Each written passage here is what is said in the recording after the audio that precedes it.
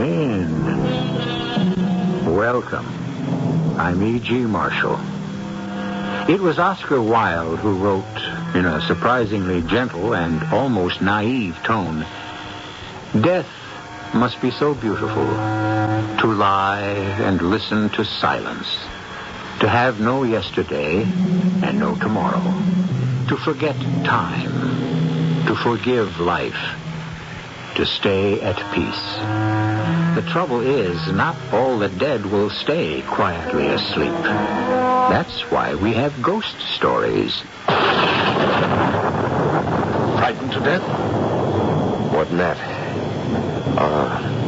Asphyxiated, smothered. I don't know how to describe it. During the war, I had a friend who was in a building that was bombed. The force of the blast drove him against the wall, and he looked like that. I do not know the exact word in English, but flattened and spread wide.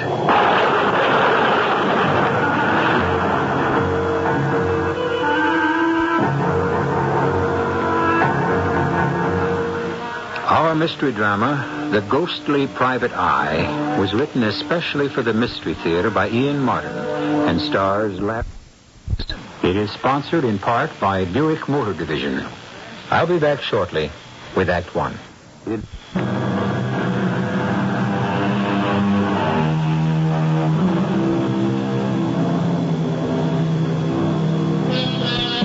Whenever the argument about the oldest of professions arises, along with the prostitute, the actor, the moneylender, and others, certainly we must include that of the private eye.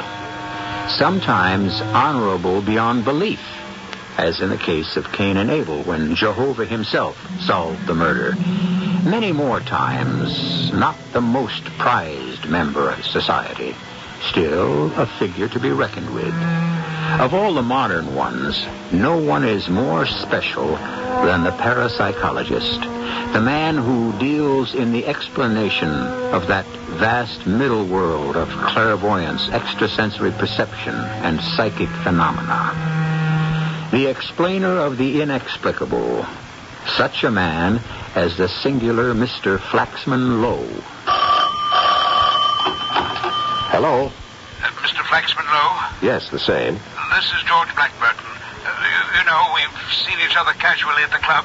Oh, yes, of course, Sir George. I feel like the devil bothering you like this, but you were pointed out to me as someone who, well, was more or less an expert in the occult and supernatural. Well, I have made a good deal of investigation, yes, but, I'm in desperate need of help. Could you come right down to my place in Surrey? We have something that even my wife can't cope with. Something?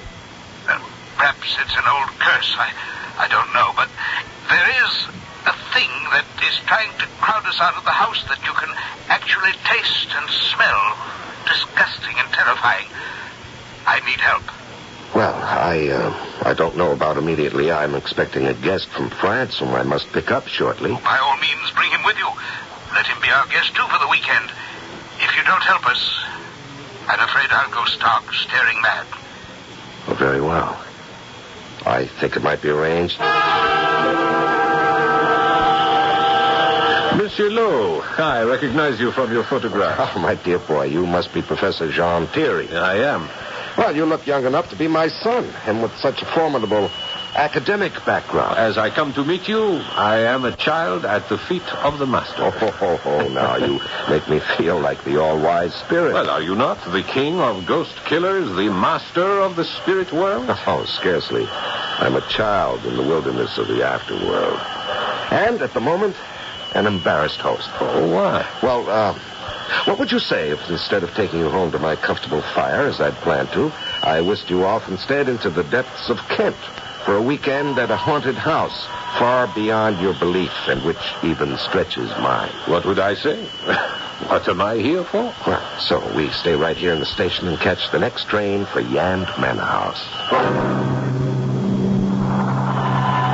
We had corresponded for years, the Dr. Flaxman and I, and the quality of his mind was such that I had been most eager to meet him, to argue vis-à-vis our contrasting belief on the matter of life after death. So what matter that our first conversation was on a train headed for this house with a strange name, Yand Manor House. This house that you have been asked to investigate, it has a ghost? Oh, most definitely, yes. Is it an especially convincing ghost? Well, I think you'll find that it is. Then you are promising me an exceptional adventure. One not without a great deal of danger. Well, I can't judge that, though, without trying, can I? Well, that's the nature of contact with the world beyond. But first you must prove it to me. I simply do not believe in ghosts, or spirit manifestation, occult phenomena, whatever is the rubbish bin into which most people throw any belief they cannot understand. Now, this rubbish heap is what I spend my life investigating. Chacun a son goût. No, to each his own. And yet, are we all so sure and secure about what we think we know? I realize that you're aware I've had some considerable success searching through the trash that most people discount. Well, what can I answer? That I rebel against the whole idea? After all, I have no experience in these matters, except vicariously through studying and reading. Very well. And now you're about to have some first-hand direct experience, which I hope you will not come to regret. We went straight to Yand Manor House, certainly on my part totally unaware of the terror that was to face us, and of a gaping world of swirling doubt, bottomless, and as insecure as that dreadful dream of falling from incalculable heights to impossible depths, a dream beyond belief that was to haunt me the rest of my days. We were met at the train by Sir George and quickly transferred to a large and luxurious landau with a magnificent pair of horses. I had been prepared for something quite magnificent when we approached Yand Manor House, but actually it was not so impressive compared to the property that surrounded it.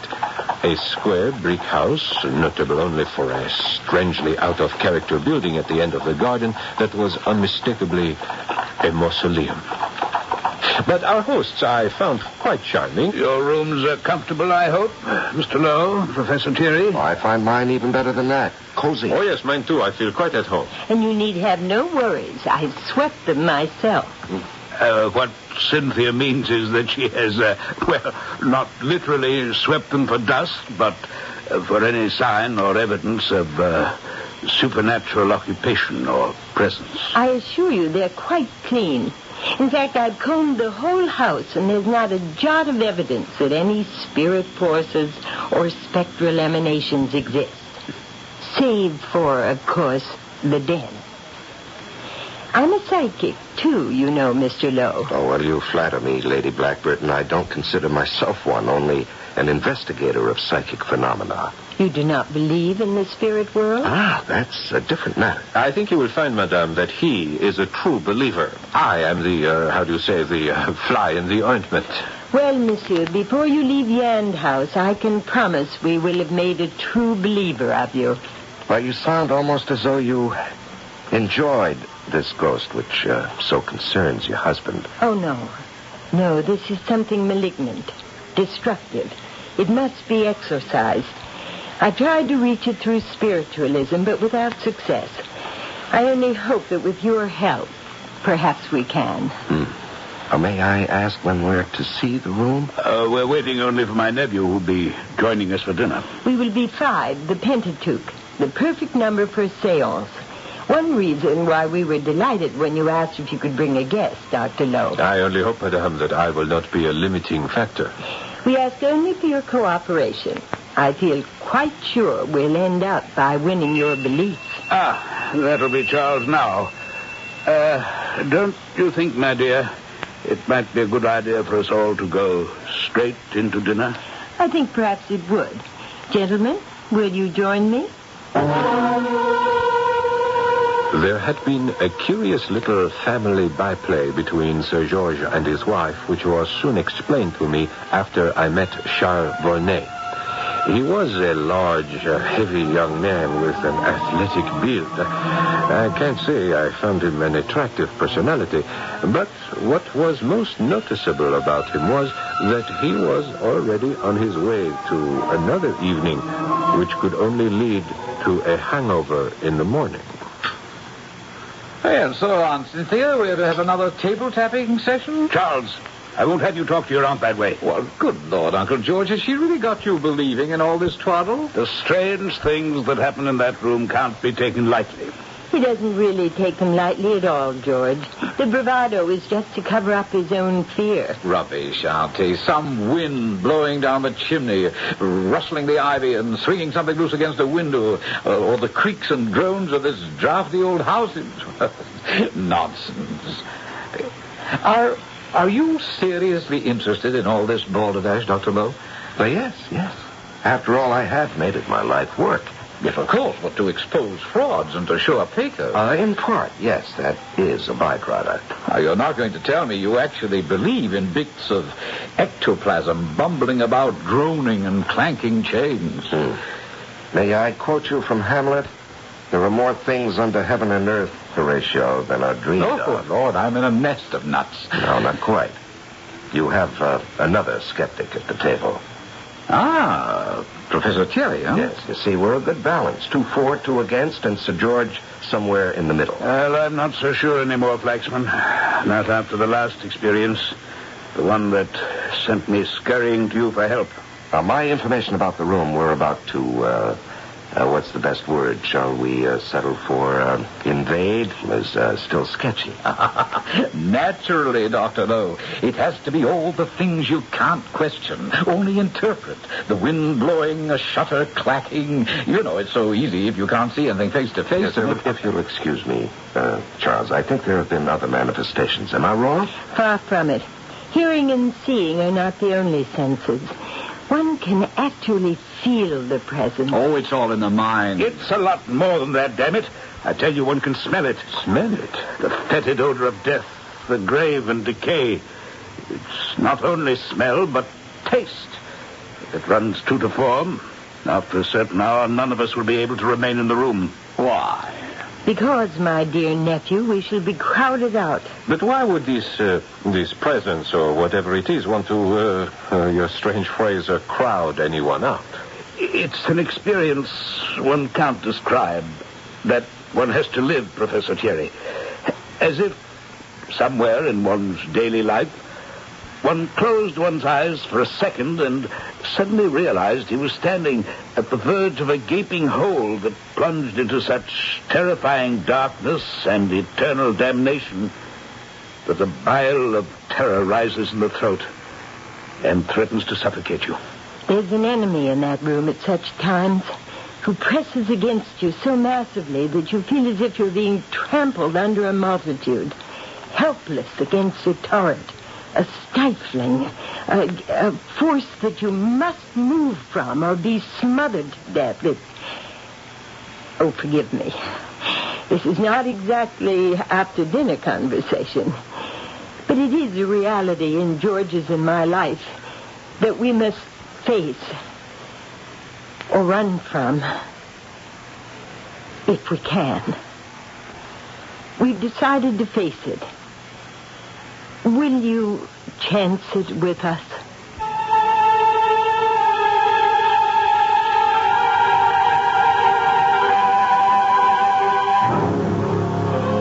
We have gotten ourselves involved in something this time around, haven't we?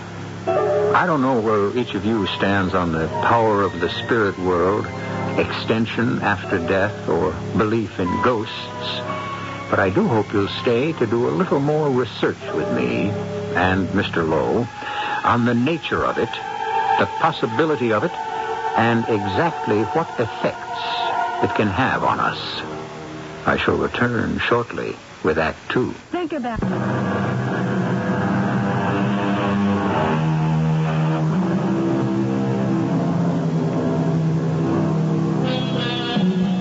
5 people sit in the shadow of the great carved chimney piece which rises above the mantel to the high ceiling.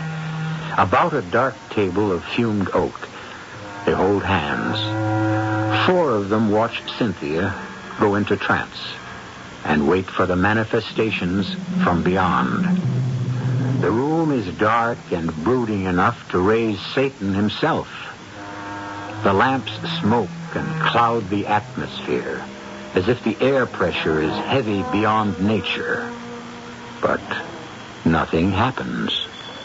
Whoever you are, wherever you are, we are trying to reach you. Can you not answer? Answer. No. Not tonight. Tonight I can't do it, George. There are forces against me. I don't know what it is. Break the circle.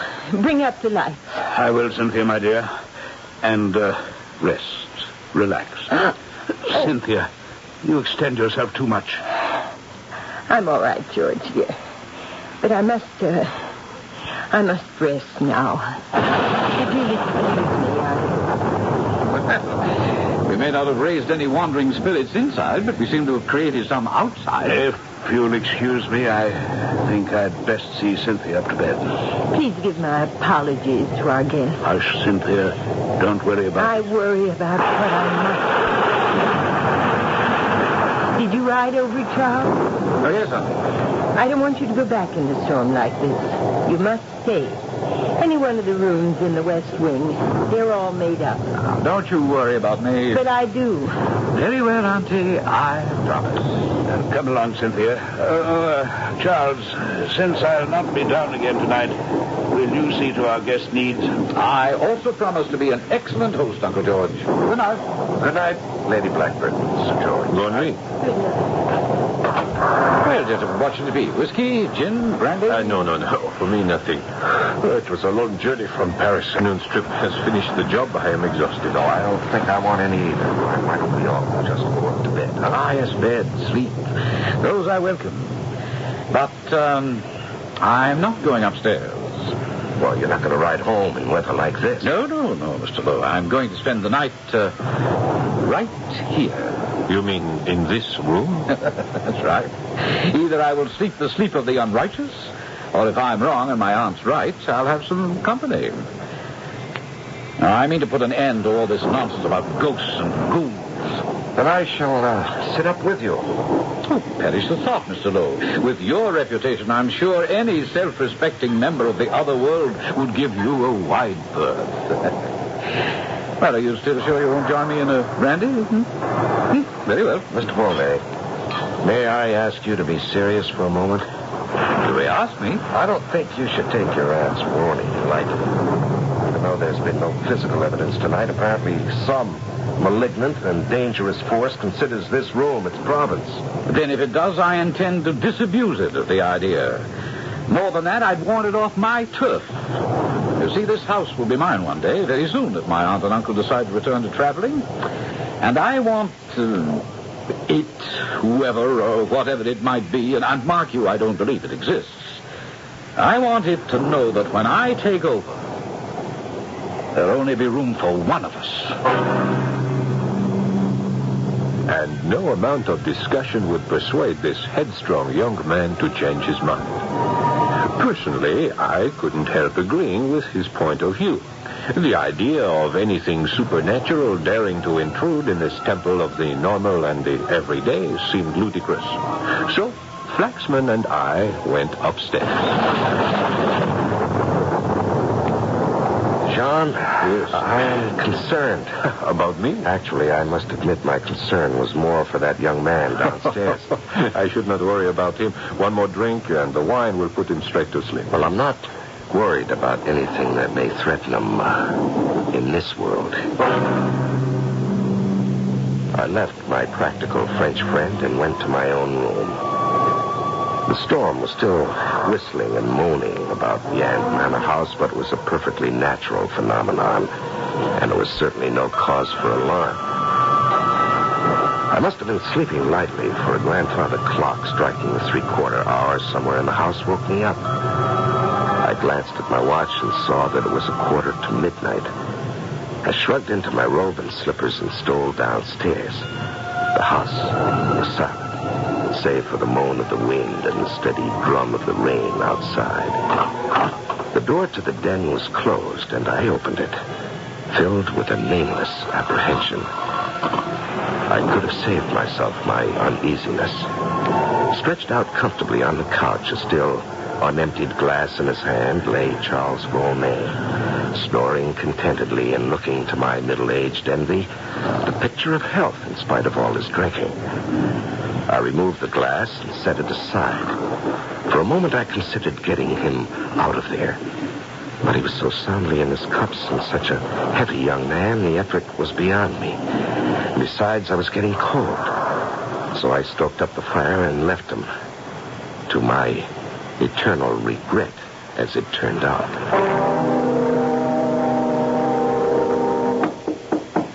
Dr. Lowe. Dr. Lowe. Yes. Just a moment. Be right there. Oh, come in. The door is open. I'm sorry to disturb you so early in the morning. No. It's quite all right. What time is it? The sun isn't even up, I'm afraid. 5:30. But something dreadful's occurred. Forgive my almost whispering, but I don't want Cynthia to know yet. All right, what is it? It's Charles. Hello, forgive me. I thought I heard an urgent knocking. Do I intrude? Quite all right, Professor. Everyone must know sooner or later. My nephew Charles is dead. What? Oh, I can't move it. How? That's the terrifying thing. I want you to come and see for yourself and answer me that question. I followed Dr. Lowe and Sir George downstairs to that terrible room. Except that the fire had burned out, it looked much as it did when we all had left the night before. Except for Charles Volney. If I can refer to the caricature of him that we saw. He was braced in the corner between the window recess and where the chimney jutted out, as if he had tried to escape and been glued there by some giant force that literally crushed him. His face was suffused with blood, his eyes starting from his head. He was quite dead. He must have been dead for several hours. What do you think, Dr. Lowe? Frightened to death? No, more than that. He was smothered, asphyxiated. I don't quite know how to describe it.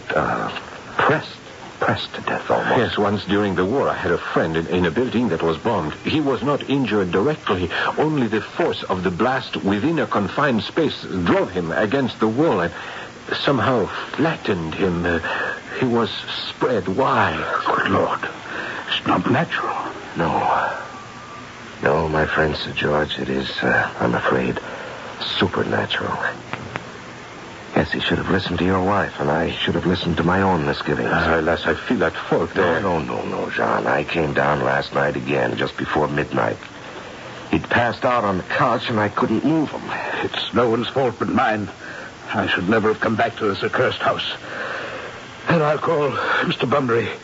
He's our local superintendent of police.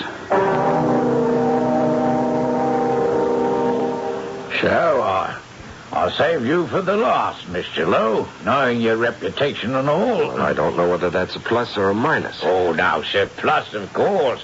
And not that I understand some of your investigations, but you stand very high at Scotland Yard, very high. Thank you. Now, I've checked out the servants, and they can all alibi each other for one reason or another. On the other hand, I can't seriously imagine a suspect among all of you in the main house here, even admitting that Sir George, and particularly his lady, are a bit of a rum go, both of them. Oh, but particularly her. Are you referring to her belief in spiritualism, Superintendent? That'd be it, sir. And then, a couple of things Sir George told me. Oh, may I ask what? Oh, my intention is to tell you. That's why I brought it up. First off, he said he came down here by candlelight and found the deceased. But before he did, passing the mantelpiece, the candle went out, just as something like, well, in his own words, something spectral brushed across my cheek, and I saw in front of my face 2 barred eyes looking at me. Barred eyes. Now, what does that mean? Oh, that's exactly what I asked her, and he replied, eyes that looked at me as though through the bars of a cage. And then I was conscious of a strange flat taste in my mouth and the odor of damp and decay. And I lit the candle and saw poor Charles. Now, what do you make of that, sir? Well, you've seen the corpse. What do you make of it, Superintendent? Oh, I don't, sir. That's why I'm asking you. You don't believe in ghosts, I take it. Well, I haven't.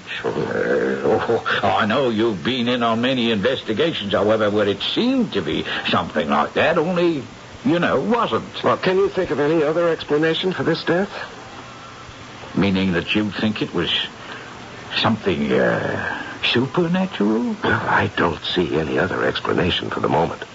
Oh, I wouldn't think that would quite satisfy my superiors. I mean, it's quite clear the chap couldn't have killed himself, you see. So someone else has to be guilty. And I hope for everyone's sake we can find out just who.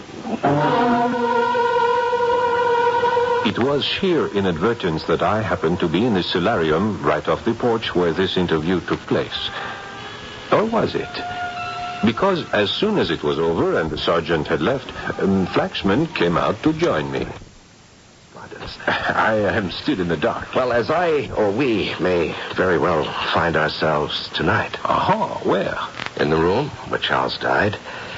I intend to spend a night there as he did. Do you want to share my vigil against the total powers of darkness?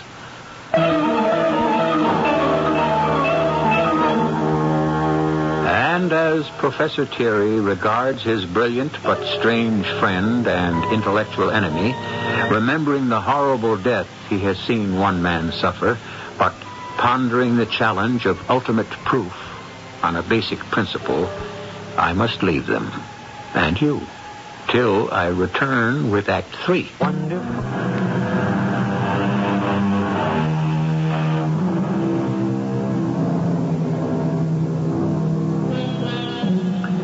It has been a long and difficult day at Yand Manor House. The comings and goings, police, photographers, inevitably the newspapers. Finally, the undertaker and the removal of what is left of Charles Volney's terrestrial presence.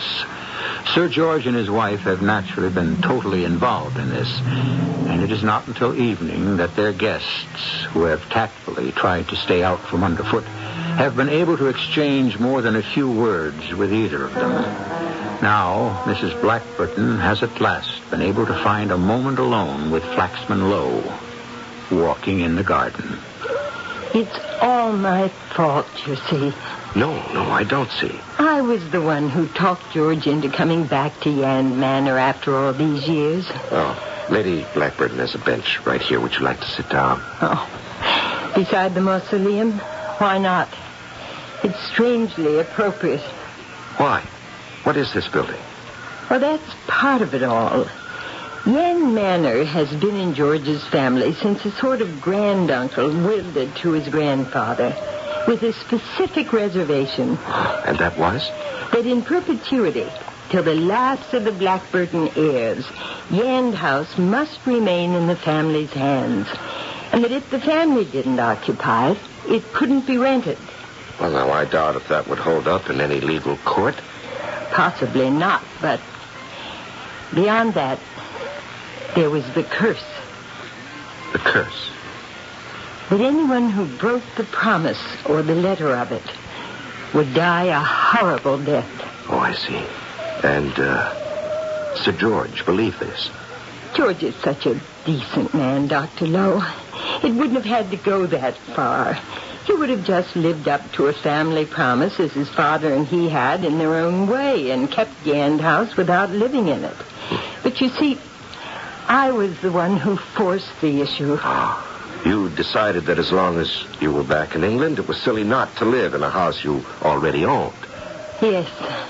Plus, by now, my My dedication to spiritualism, my new venture into the occult. Mm-hmm. So I'm the author and the instrument of this tragedy. I feel as if I'd actually murdered my nephew, Charles. Well, now, Lady Blackburn, I don't understand that. Because having forced George to return here against his will, he'd rebelled. He didn't like all these supernatural manifestations. And it was only at my insistence, at my plea, that he brought you down here. If they couldn't be stopped or explained, he determined to sell the property and destroy this mausoleum. I see. As soon as it was legally possible. And may I ask who rests here? That uncle of George's grandfather who started this whole thing. His body is actually in that tomb? Yes. Locked in a strange lead casket. A lead casket? This uncle was a strange man with an inordinate fear of death. Oh. It's said that he predicted his own death and arranged to have a doctor in attendance. And he died very suddenly and unexpectedly. I see. Lady Blackburn, you're asking for my help, aren't you? I have no right to, but yes. I feel that my hobbies have inadvertently led my husband and his family into a terrible peril. The only one I know who might save them is you. I see. Then may I have your husband's and your permission to spend tonight in the den as your nephew did last night? I don't want to risk your life. Well, I won't deny it may be risked, but first of all, I know what I'm doing, which your nephew did not. And second, I shall not be alone.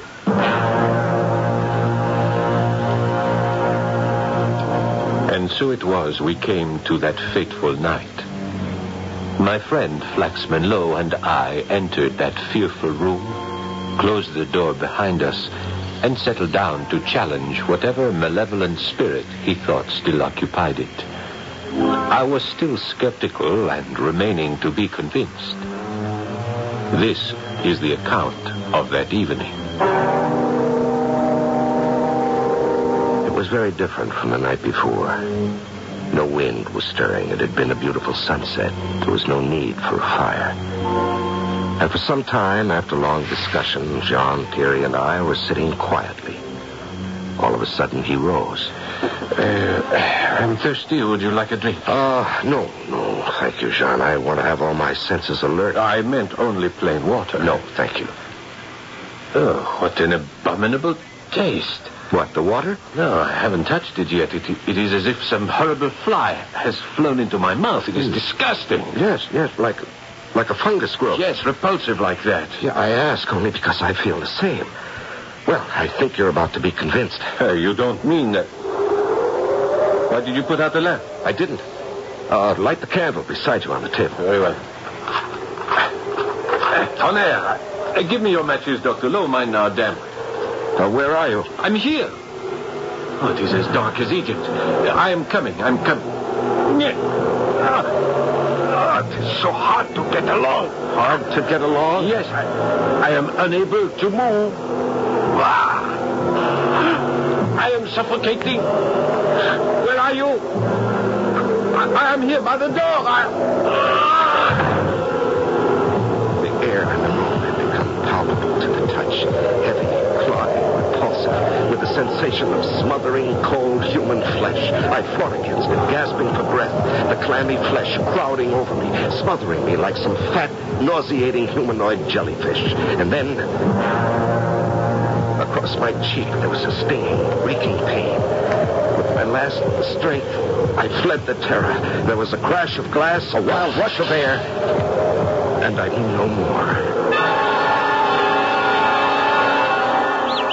When I came to, I saw the dawn was breaking to the east, and I was lying on the lawn of Yand Manor House.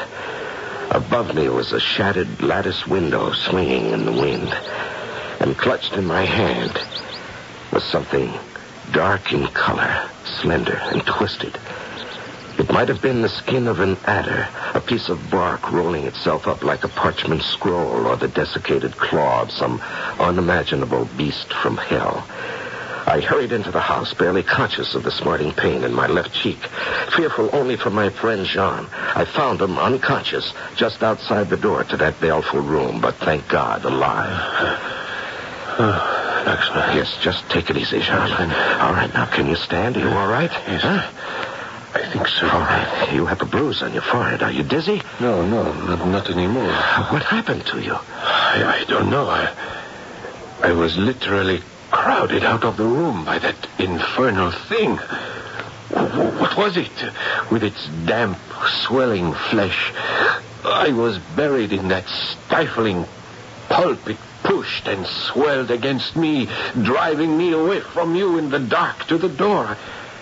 I called out, but I could hear no answer. What was that ghastly presence? Well, I think I can answer that now. It was what killed the young man, no? Yes, the very same. And I hope I can convince the inspector of that. Well, you have made a convert of me. Why not him? Well, we shall see. First of all, Sir George, the spectral hand that seemed to brush across your face as you told Superintendent Bumbry.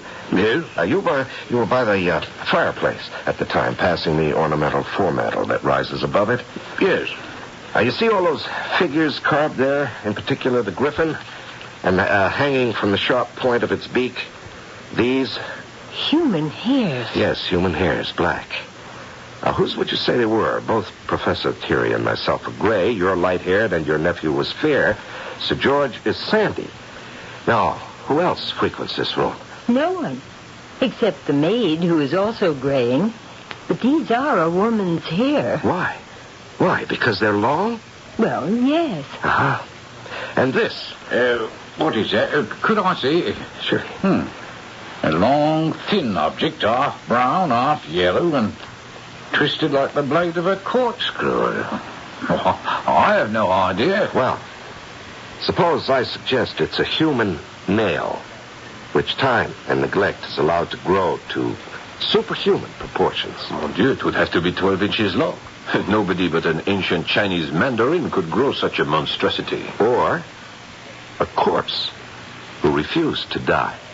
I don't quite get that last. Mr. Superintendent, let me project something. This uncle who left Yand Manor House to your grandfather, Sir George, was he dark and hirsute? Was he a recluse? Did he build a mausoleum in the garden? And did he have an inordinate fear of death?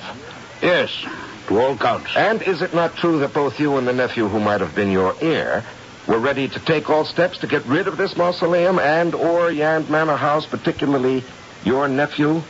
I suppose so. Then, Superintendent, I can categorically tell you that your murderer lies in the casket in that mausoleum, and the murderer of anyone who tries to oust him from this property as long as he shall live. Are you suggesting that a man dead over a century is still in some sense alive? Unless it sustains injury itself. The brain is the last to die. In fact, it's the only measure of finite death.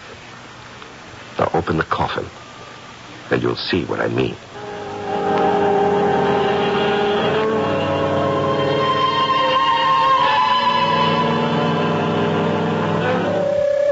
It was complicated, of course, with all the necessary red tape. But on a certain day, the coffin, which took 10 men to move out into the sunlight and sealed as tight as a drum, was opened.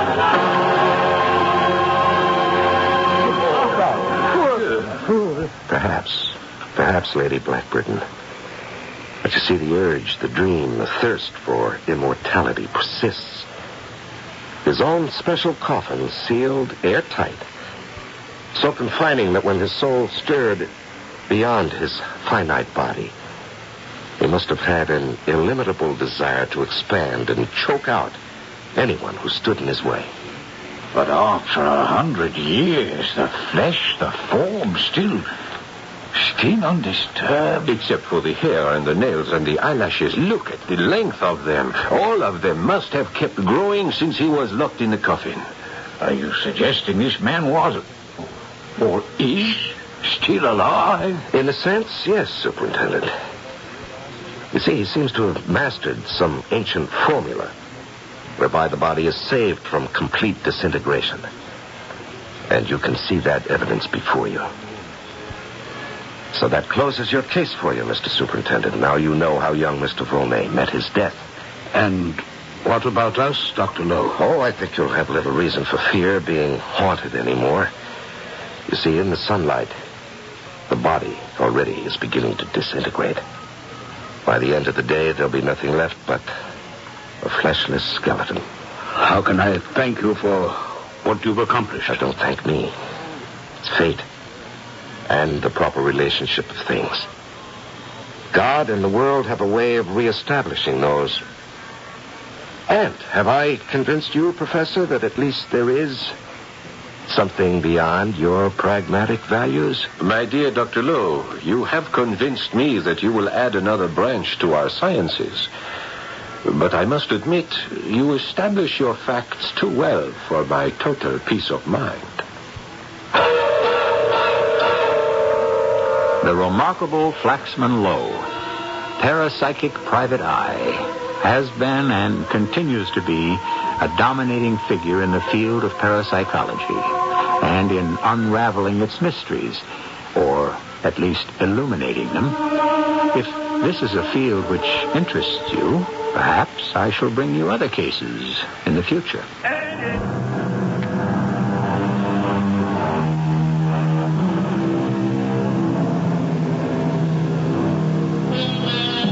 The remains of that ominous and ancient ancestor have long been transferred to a normal burying place, and the mausoleum torn down.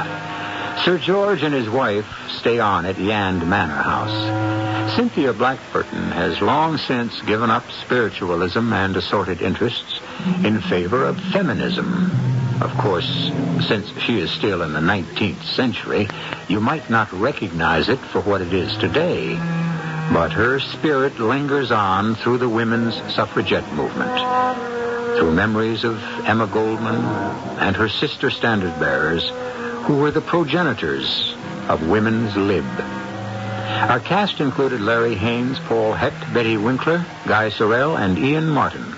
The entire production was under the direction of Hyman Brown. And now, a preview of our next tale. Well, I've come to the conclusion that this man, can only learn by example. That's why I want you as my ranch boss.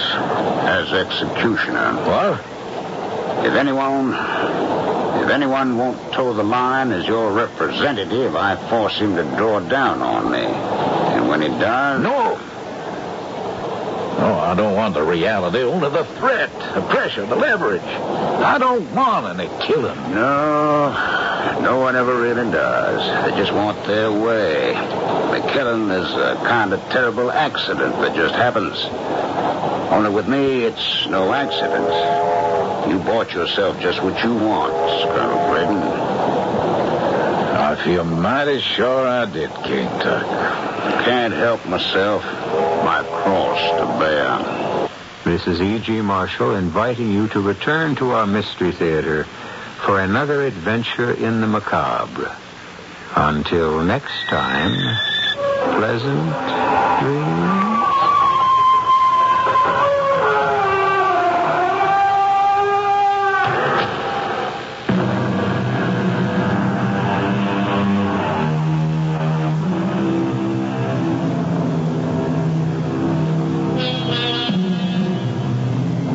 Presents.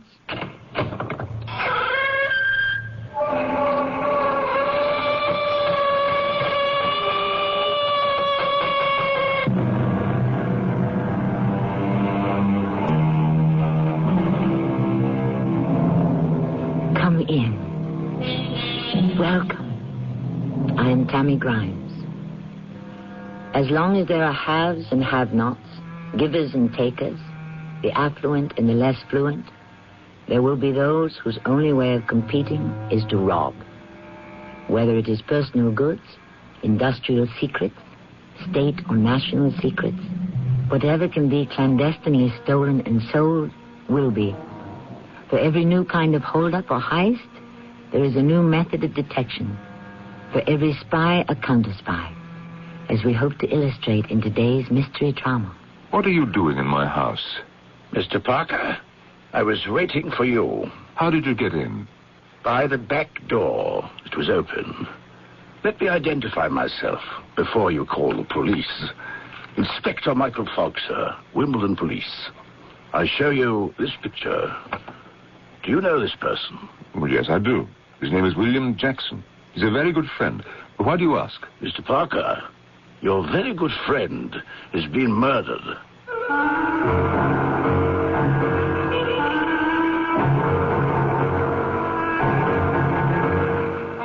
Our drama, The Fifth Man, has been written especially for the Mystery Theater by James Agate Jr.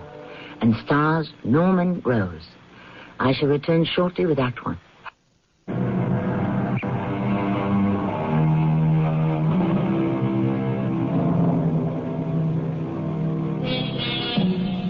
He was known in CIA, NKVD, and MI5 circles as the Fifth Man. Briefly, there were 4 before him who sold classified British information to the Soviets. He was number 5. We will meet him. But first, meet Everett Parker, magazine editor, who has just boarded the 8 a.m. express from Brighton to London and opens a compartment door to find 2 men in a heated argument. I tell you, I haven't got it. I don't know where it is. You promised to deliver it this morning. I mislaid it. You'll have it tomorrow. Shut up. Hi, Everett. Made the train again, I see. Yes, by the skin of my teeth. Managed to catch the lost car and walked up through the corridor. Well, I'm sorry if I'm interrupting. Not at all. This gentleman and I were just going over the cricket results. You know, that sort of thing. Well, if you excuse me, I think I'll get myself an eye-opener. Which way's the bar car? Generally the first car behind the engine. Thank you. I'll be on my way. That's a rude character, isn't he? Do you know him? Is he a friend of yours? No, but I seem to remember him. That red face isn't forgettable. You know, I told him this compartment was taken. A friend of mine and I generally ride in this compartment alone. Half a year's. That's too bad, he said. I've paid for my ticket, and I'm entitled to sit wherever I like. It was just about then when you came in. I must have misunderstood completely what you two were talking about. I never saw the man before in my life. Oh, I have. I'm trying to think where. Have a good weekend, Eb. Oh, Bill, it was too good. Too relaxing. Read some fascinating accounts of Blériot in the early days of flying.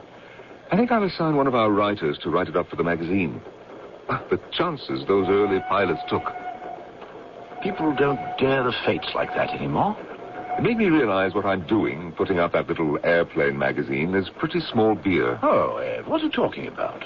The last issue was tremendous. I sent it round to all the boys at the War Office, and Sir Robert kept it for days. Oh, really? So my views on air warfare may have some influence. I wouldn't be surprised.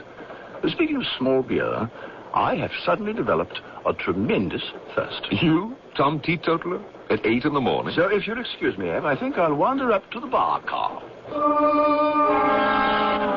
Obviously, he was going forward to meet the man I'd found in the compartment. Mondays are always difficult at the magazine. Material piles up over the weekend, but that didn't surprise me. What did was a message on my answering machine when I got home. Would I please hurry over to the Brighton Hospital? Nurse. Yes, sir. My name is Everett Parker. I have a message to come to the hospital. Oh, yes, Mr. Parker. We have a patient who's been asking after you. Francis. Oh, my Lord, not again. Don't tell me. Oh, hello, Everett. You got my message? How do you feel? Not too badly. I had a good night. You've been in the hospital since last night? Oh, since yesterday morning. I fell down those cellar stairs again. Francis, let's not talk about that. Does Bill know?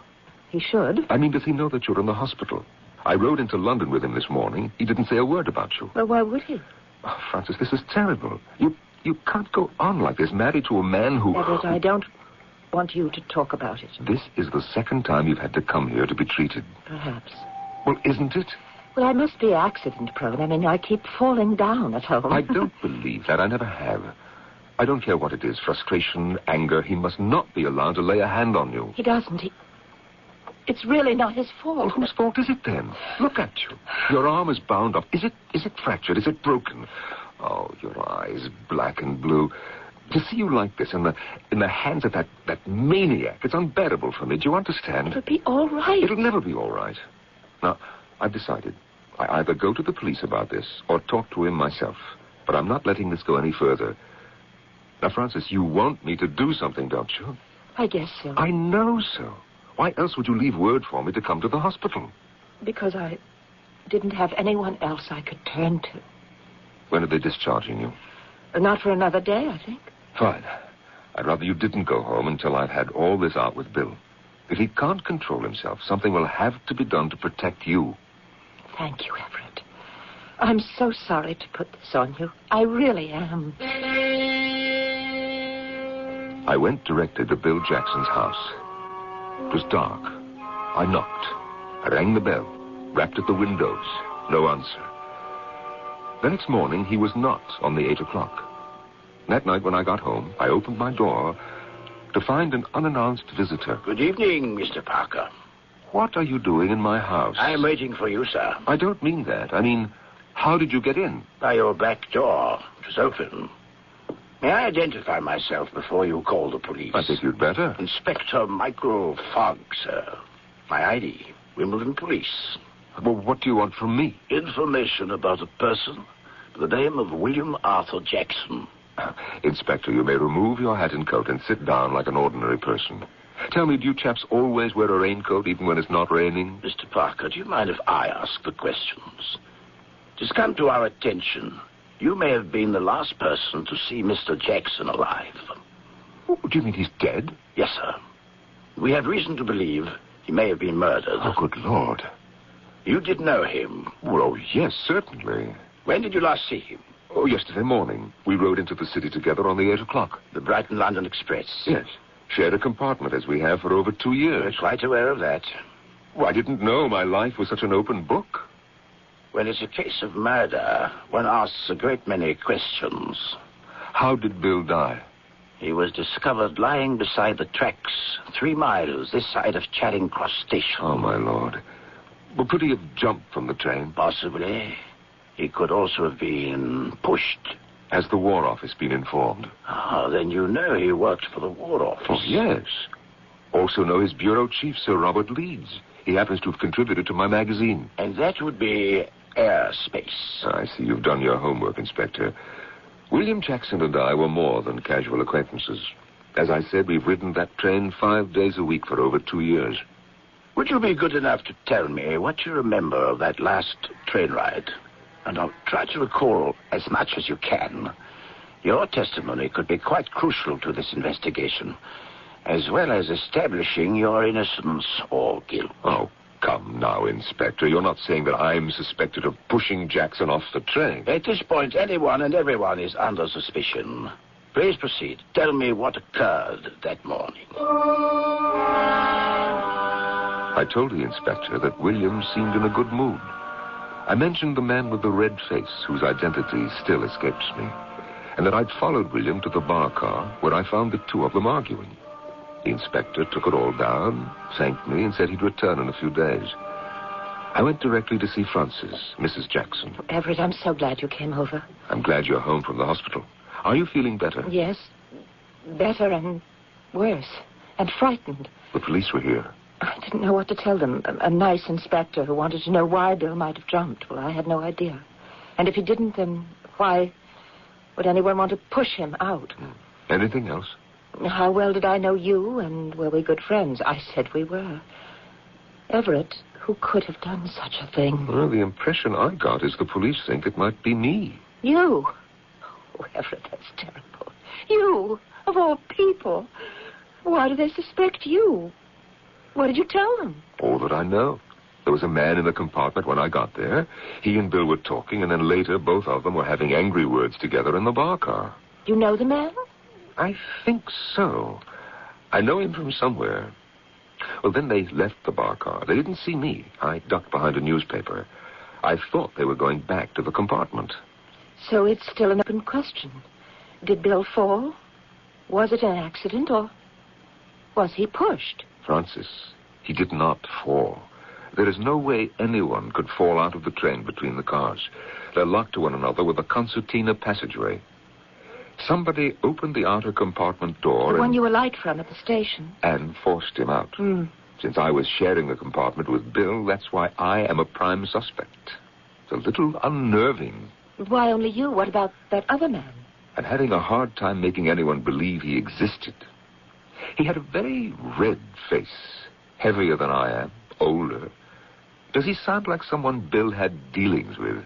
Oh, Bill had rather a life of his own, you know that.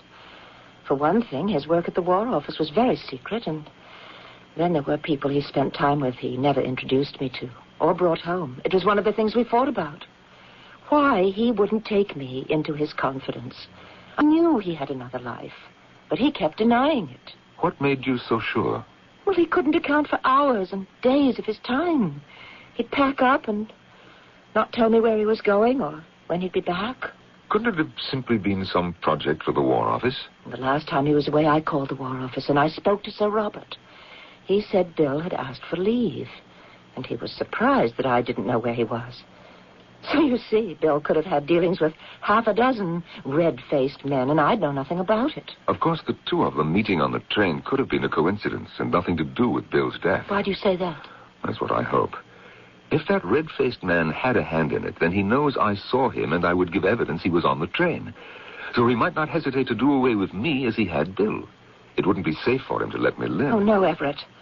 Now, wait. Carl Carson, that's who he is. I remember now. He had a beard then. See, what do I know about him? Yes, he owns a private airport and rents planes. Carl Carson. I knew it had finally come to me. Is that his name, the red-faced man? Perhaps not, but that's the name he uses. Now, if Carl Carson has committed murder, it wouldn't be difficult for him to hop into one of his own planes and get out of England. Then they'd have a devil of a time finding him and bringing him back. Well, Everett, don't be hasty. You're implying this man is guilty, but there's no proof. You didn't see him do anything. Ah, but I know Carl's history. Well, just the same.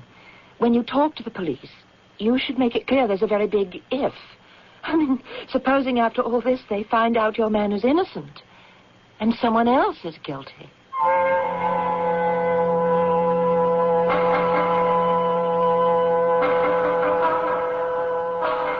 This may be the occasion to quote Blackstone, who said, "It is better 10 guilty persons escape than 1 innocent suffer."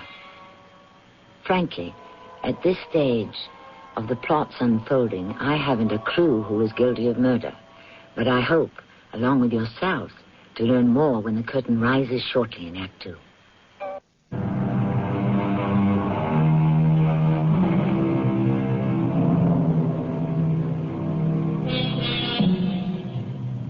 A man has been killed and thrown from a moving express train. His widow is not weeping for her deceased husband. A magazine editor is suspected of having had a hand in the death, and he believes another man is involved. A man with a red face.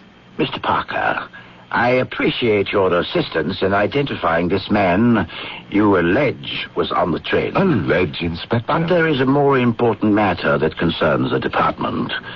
We're on the point of holding you as a material witness. Mind you, you're not being accused of the crime, although we have reason to believe you may have a motive. You come to my house to tell me this? I came for a statement. Before I call my attorney, would you mind telling me how you have come to such a conclusion? A rather clear case of chercher la femme, I would say. Would you mind repeating that in English? The lady, sir. We have evidence that supports a theory of your interest in Mrs. Jackson, and we have witnesses who have confirmed it. May I be told what they have said? I don't have the transcript at hand, but the sum total appears to be that Mr. Jackson had become increasingly angry over your attentions to Mrs. Jackson, and that is why he was so severe with her physically. Inspector, if I am formally brought up on this ridiculous charge, I shall use every legal means I can to sue the department for illegal arrest, false statements, and impugning my character. Now, if you will be so good as to hand me my telephone, I would like to call my attorney. My attorney told me to keep cool, cooperate fully, and he would keep tabs on what evidence was being collected. I drove out to Cheshire, to the airfield out of which Carl Carson's air livery operated. Anyone here in the office? Oh, I didn't see you. What could I do for you? I'd like to rent a plane. Well, you'll have to talk to Mr. Carson. I'd like to. I'll get it. Mr. Carson. Yes, who is it, Olivia? Man out here wants to rent a plane. What's his name? What's your name? Everett Parker from Airspace Magazine. I heard that. I'll be right out. Will you ride out, Mr. Parker? I didn't expect to see you here. I didn't expect to see you on the Brighton Express. It's been a long time, Carl. Can we talk alone? All right, Olivia. Go on, buzz off. Yes, sir. Harry, leave that door open. I can watch your field. Yes, indeed, it's a long time. What do you want with me, Parker? What did you want with Bill Jackson? I think that's none of your business. What was it Bill Jackson did not deliver to you? I don't know what you mean. That morning when I came into the train compartment, what was he holding out on you? You are nosy, aren't you? Always was, I remember. But you always talk too loudly. Not only in the compartment, but in the bar car. Just like the old days. I suppose it isn't news to you that Bill Jackson is dead.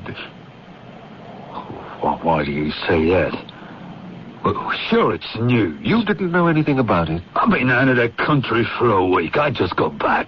Yes, when you thought things had cooled down. Look, will you stop talking in riddles? You knew Jackson. Yes. He used to weekend abroad, enjoy himself. Used to one of my flying wings, if I remember. But you didn't know that he was murdered. Smashed on the head or strangled and pushed off the train 3 miles out of Charing Cross Station. I didn't have anything to do with that. I didn't expect you to admit it, Carl. But I came here to tell you that I'm going to be watching you very closely from now on. So don't try anything you wouldn't like to be arrested for. What's with that bloke? He comes in here to rent a plane. I just saw him drive off. Olivia, next time that gentleman shows up, I'd like to arrange a little demonstration. What? Demonstrations were just for those who tried to get in our way. You described Mr. Parker exactly. Remember now, should he appear again, I think we should show him how our propeller self-starters operate on the flying wings. Of course, we'll have to be careful. As you know, sometimes these nosy parties get so interested in these new devices, they stand too close to the propeller. We can't have that, can we? Sir Robert, we've talked a few times on the telephone, but it's a pleasure for me to meet you in person. Is this your very first visit to the War Office, Mrs. Jackson? My very first. Bill never offered to show me around, and I never insisted. Mrs. Jackson, may I express my personal sympathies?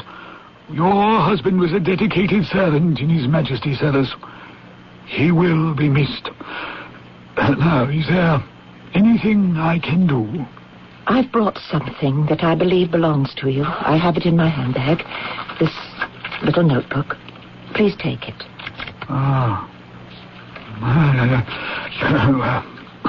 Where did you say you got this, Mrs. Jackson? I didn't say yet.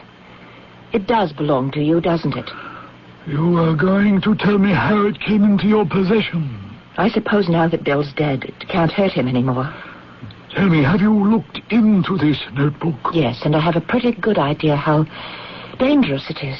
Do go on. Bill used to get up before me. He'd have a quick breakfast and run down to catch the 8 o'clock.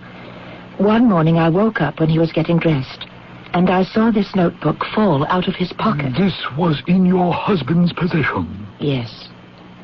I saw all those names of all those people in the different countries, and I guessed what it must be, and I hid the notebook. And that night he came home and asked me for it. I said I hadn't seen it. He hit me so hard that I ended up in hospital. He'd do that, flare up, uncontrollable. I never saw Bill alive again. Well, this is very serious, Mrs. Jackson. I'm afraid I shall have to ask you to remain. You mean here? For how long? That I can't say. Stanton, I'd like you to come in, please, and bring the machine. I haven't done anything wrong, have I? That remains to be seen. I've never told a soul about this, not till now. I knew they were names of our intelligence people in those communist bloc countries. I knew it right away. How did you know that, Mrs. Jackson? Because I guess I really should tell you everything. Stanton, start your machine, then sit over there and take notes. Give me the microphone. Yes, sir. This is Mrs. Frances Jackson, widow of William Arthur Jackson, formerly in the employ of the D2 Section Intelligence Division, the War Office. Mrs. Jackson, we will continue at the point where you told me how you knew the notebook you have just handed me, which was in the possession of your late husband, contained our spy inventory. Are you recording what I'm saying? Yes. Now, please, go ahead, Mrs. Jackson. My husband and I had several quarrels over the past 6 months, during which he frequently hit me. He frightened me so much that I never told anyone what these quarrels were about, not even our very best friend, Mr. Everett Parker. Would you mind spelling that name, please? Everett Parker. Although Everett, Mr. Parker, had seen me a few times pretty badly bruised, I never told him why or what it was about. Well, Mrs. Jackson, what was it about? Suddenly, about 6 months ago, Bill seemed to have a lot of money. He told me he'd had a winning streak. First it was the races, and then the football pools, then the races again. And then there was that telephone conversation. You overheard the telephone conversation of your husband's? We have an extension telephone in the bedroom, and I wanted to call my mother. And I picked up the bedroom phone, and I could hear Bill talking on the downstairs phone.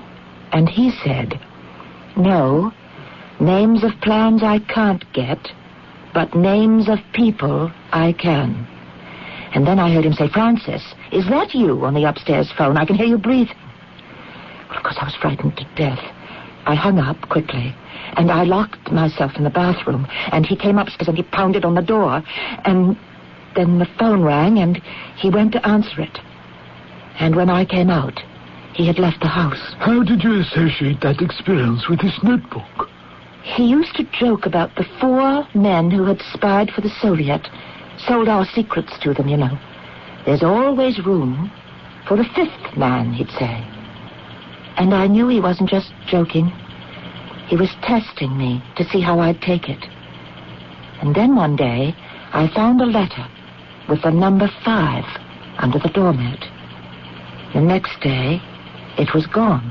So you presumed your husband had removed the letter, and that he was indeed the 5th man? I hated to believe it, but I knew it was true.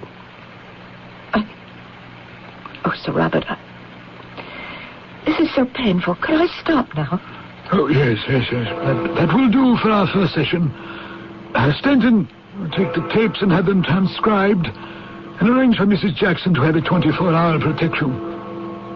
I'm placing a 24-hour guard around you because, well, my dear lady, undoubtedly, enemy agents will have you followed, and I don't wish any harm to come to you. Is that really so?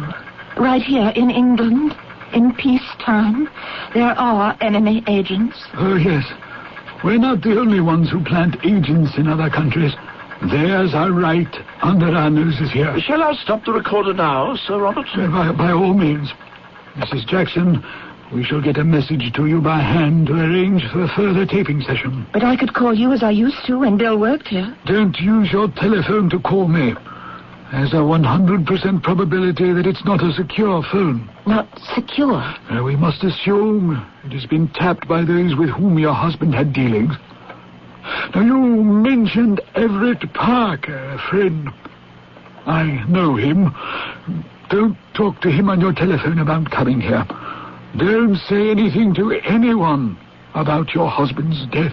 But people will call me to extend condolences. What do I do about that? Accept the sympathy matter-of-factly. But if they ask what happened, how did it happen, don't volunteer any information. I understand. The average person has no idea how ruthless agents can be. Stanton. Yes, sir? I want a lady operative to guard Mrs. Jackson. Miss Davis will do nicely. Yes, Mrs. Jackson, as soon as Miss Davis can be rounded up, she will leave with you and remain with you, by your side at all times, until further instructed by us. Now, good day. And again, thank you.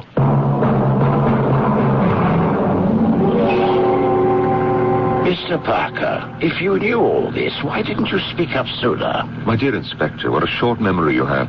Right in my house, I told you about Carl Carson, but the department had already made up its mind that I had done away with Bill Jackson. Yes. How far is Carson's airfield from here? Sit tight. We'll get there as fast as I can. My head will roll for this if I don't apprehend the right party. When did you finally decide that Carl Carson was your man? When we lifted a set of his fingerprints from that compartment door handle. Well, how did you know they were his? Regulation left over from the war. All people connected with the private airport, owners, managers, pilots, maintenance, so forth, must be checked. Their fingerprints are on file. We ran Carson's through the computer, and there he was, up in Cheshire. I knew him during the war. There were some shady transactions involving stockpiles of unused weaponry, which found its way into the wrong hands.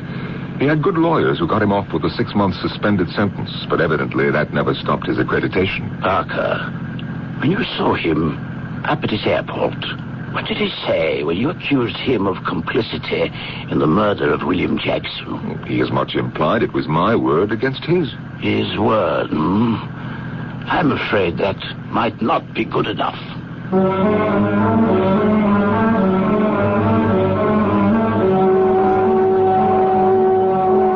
Countless experts in the law agree with the premise that they have never known a guilty person to plead anything but innocence.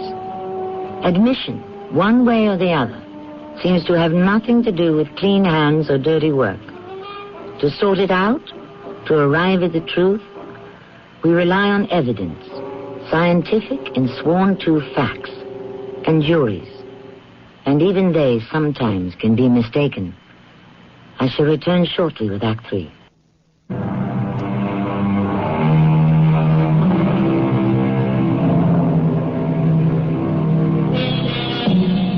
Inspector Michael Fogg is about to make an arrest in the case of the Crown against an unknown assailant.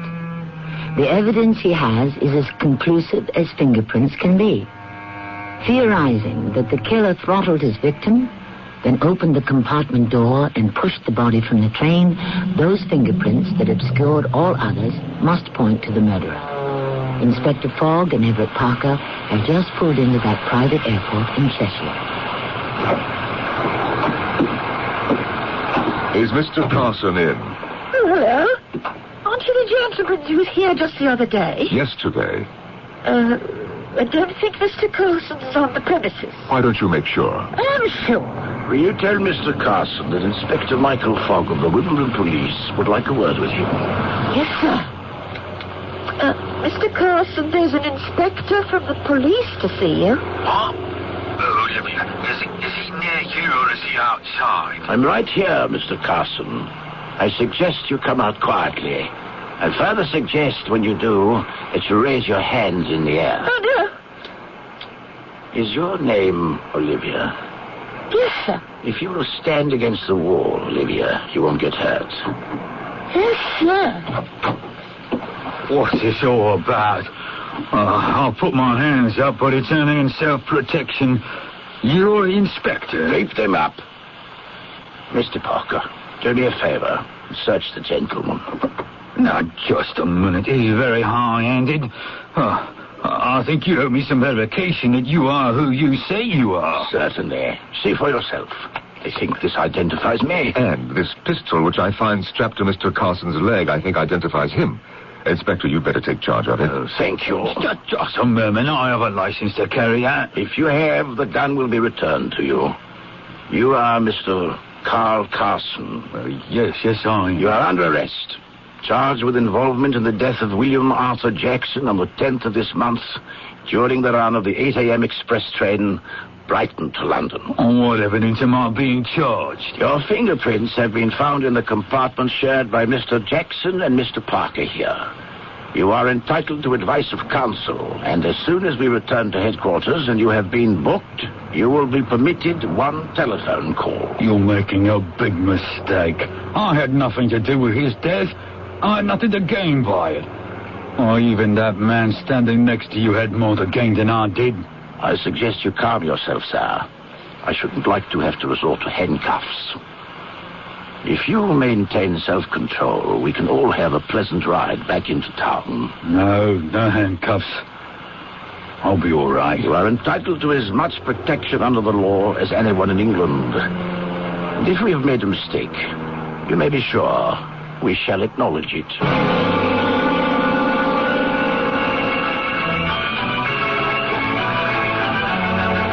You know, Francis, I hadn't ridden on a carousel since I was a child. Whatever gave you the idea to come here? Necessity. I had to talk to you, Everett, and I thought sitting on this double seat with you, we couldn't be overheard. I saw Sir Robert. I told him I suspected Bill of being number 5. Number 5? What does that mean? And to remember those 4 traitors who sold out to the Soviet. I believe Bill was the 5th man, and that is why he was killed. By the Soviet? For something he did they didn't like, or perhaps they thought he was a double agent. I've read about that. You might have added another piece to the puzzle. This Carl Carson I told you about, he could have been a group leader, or possibly a courier. Something went wrong, and he had his orders. You think he did it? He was on the train. They found his fingerprints smudged over everyone else's on that door handle. They stopped Bill in his tracks. Everett, they could also stop me. Why you? They might figure I know too much and I'll talk. I have already. What did Sir Robert advise you to do? Well, not to use the phone. It's probably tapped. You see that woman over there by the cashier's booth? She's carrying a gun. That's Miss Davis. She's my bodyguard. Everett, I can't live like this in fear of my life. What can I do? Let's stand over here where your guard can watch us and no one can hear us. I'm so frightened. Francis, don't do anything. First of all, Carl Carson has been arrested, so he's no danger to you. Secondly, I don't believe anyone is going to call attention to themselves or to the spy ring by attacking you. So just calm down. They caught him, this Carl person. He's in the Wimbledon jail right now. I want to see him. What for? I want to see him. To confront him. If he killed Bill, I want to know why. If he denies it, I want him to tell it to me, right to my face. Francis, he'll deny everything. Anyway, I don't know if they'll permit you to see him. Well, people visit prisoners all the time. After they've been convicted. But why see him? I want to. Face to face. I thought you just said you were going to put all this behind you. Well, all right. I'll give it a try. I'll talk to the inspector, but don't be surprised if they say no. Can you find out today? Now? If the inspector is in, I'll talk to him. And when will you let me know? Well, I have to go up to London tomorrow morning, as usual. I'll phone you from the station. Oh, no, don't telephone. I'll meet you there. 7:45, before the train gets in, all right? By the newspaper kiosk? Francis, I wish you weren't so determined to go through with this. It's almost ghoulish. I have my reasons. You're not thinking of something mad, are you? Shooting the man or something. You'll never get away with it. It's hard to make you understand. You know, there wasn't any love between Bill and me. But I still want to see this through. It's like putting a marker on his grave. If that's the man who did it, I just want to look at him. Once.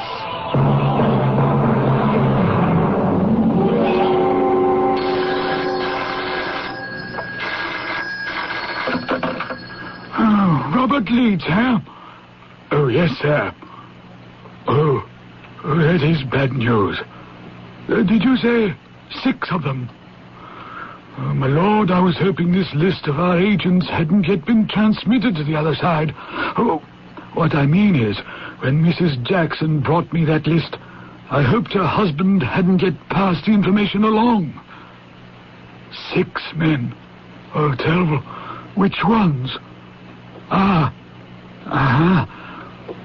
2 by umbrella dart.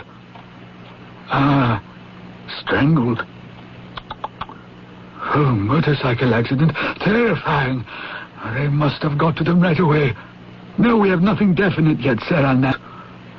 Yes, sir. Good night, sir.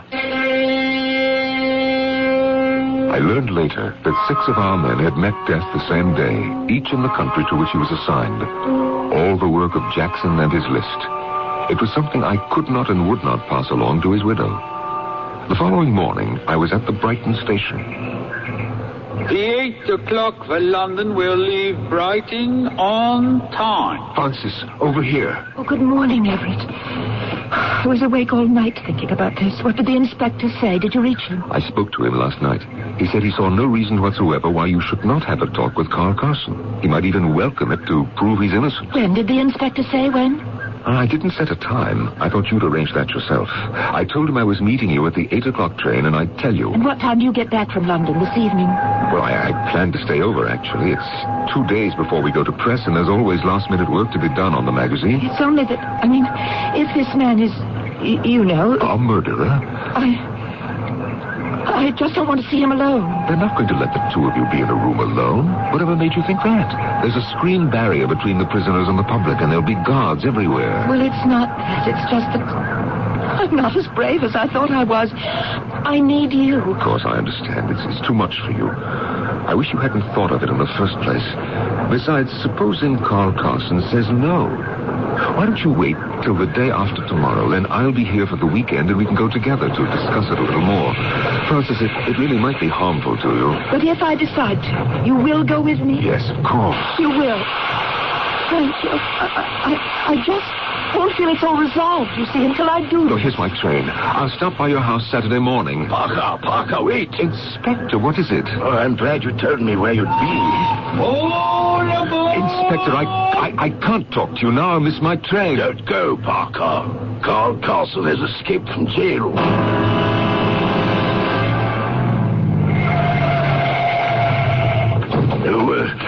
Which way is the main airport office? Right in front of us with the main hangar behind it. Hold it. Hold it, Inspector.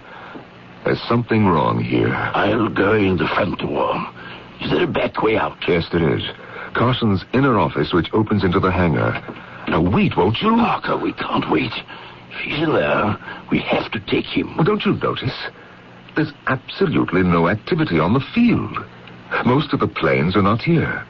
That's a flying wing to the right of the main hangar, but nobody's in sight. Nothing's coming in or taking off. Huh. I've a feeling there's no one in here. The door to Carson's office is open. Huh. There's no one in there either. He's had 4 hours head start.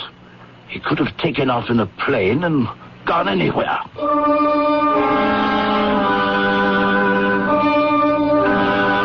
We made a thorough search, and we were sorry we did. Outside, lying right in front of the flying wing, was Carl Carson, or rather what was left of him. It was inconceivable to me that a man who'd lived so much of his life around airplanes could have deliberately walked into a propeller. So, you don't think it was an accident? No, it's not possible. He must have been ready to take off with that woman we met, that Olivia, and then gone round to check something, and whoever it was hit the automatic starter, and that was it. The prop started to spin. Someone started it up. He's got extra fuel tanks all filled. And look there. What? Special instruments for high-altitude flying. Now, wait a sec. There's a map here. He was on his way to Moscow. The Sheremetyevo Airport. See, it's got a red circle around it. You think he was intentionally cut down? Well, I'm sure of it. That assistant of Olivia, she was probably an NKVD agent assigned to watch Carl, just the way chauffeurs are assigned to keep tabs on Soviet diplomats. Wonder where that Olivia is. Well, she'll turn up. I'd better put in a call to MI5 to close off this entire facility. Until they get here, I have my men surrounded. There's more here than police ought to be responsible for. I guess now we'll never know whether it was Carson who pushed Jackson out of the train or not. Yes, you're right. No one will ever know, except the person who did it, if he's alive. Until now, this account of the fifth man was secret. But since I am no longer a member of Britain's Secret Service, I've received permission to tell you that I, as Everett Parker, used that cover for my real job, that of an MI5 operative. We knew Jackson was passing secrets to the Soviets, and that his courier was Carl Carson. I was commended for handling the case, specifically for transferring Carl's fingerprints to that door handle, my own technique. The chief told me, though, if there was a next time, I had better use a portable laser beam, pocket-sized. Today, I understand they could have lifted my fingerprints from the door handle, even though I'd worn gloves to push Jackson off the train.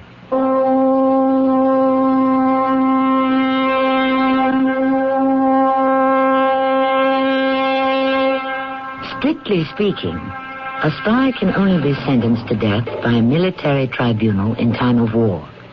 However, the fifth man was more of a one-man fifth column. He did not conduct espionage in the strict sense of the word.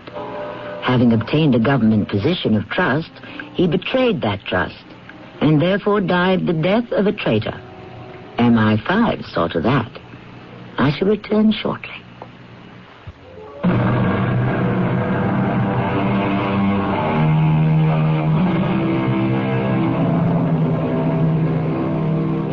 Spies and disguise have an ancient history. The fifth column was a sizable army inside the Trojan horse. Joan of Arc was betrayed by an Englishman disguised as a French bishop, and over the centuries, many, many more. And who were the great-great-grandfathers of espionage? Cardinal Richelieu, Frederick the Great, Napoleon, Alexander the Great. The list will never end, for it will reach far into the future. So long as men and countries possess dangerous secrets, other men and other countries will try to steal them. Our cast included Norman Rose, Bernard Grant, Lloyd Battista, and Marion Seldes.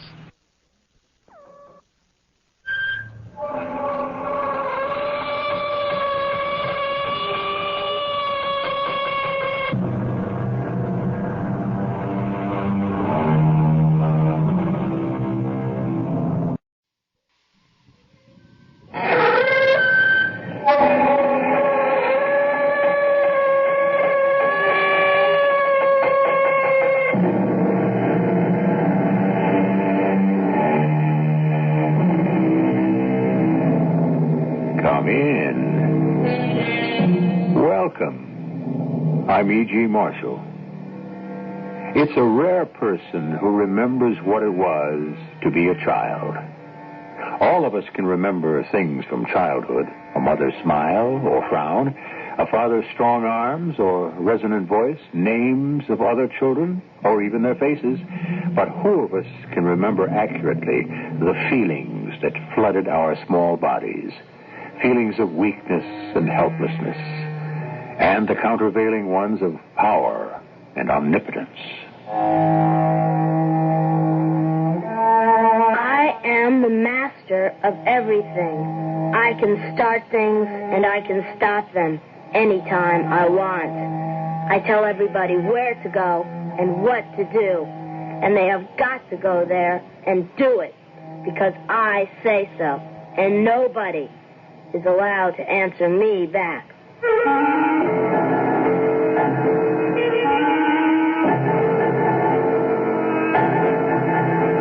Our mystery drama, The Enchanted Child, was written especially for the Mystery Theater by Elspeth Eric and stars Terry Keane and Ralph Bell. It is sponsored in part by Contact, the 12-hour cold capsule, and True Value hardware stores. I'll be back shortly with Act One.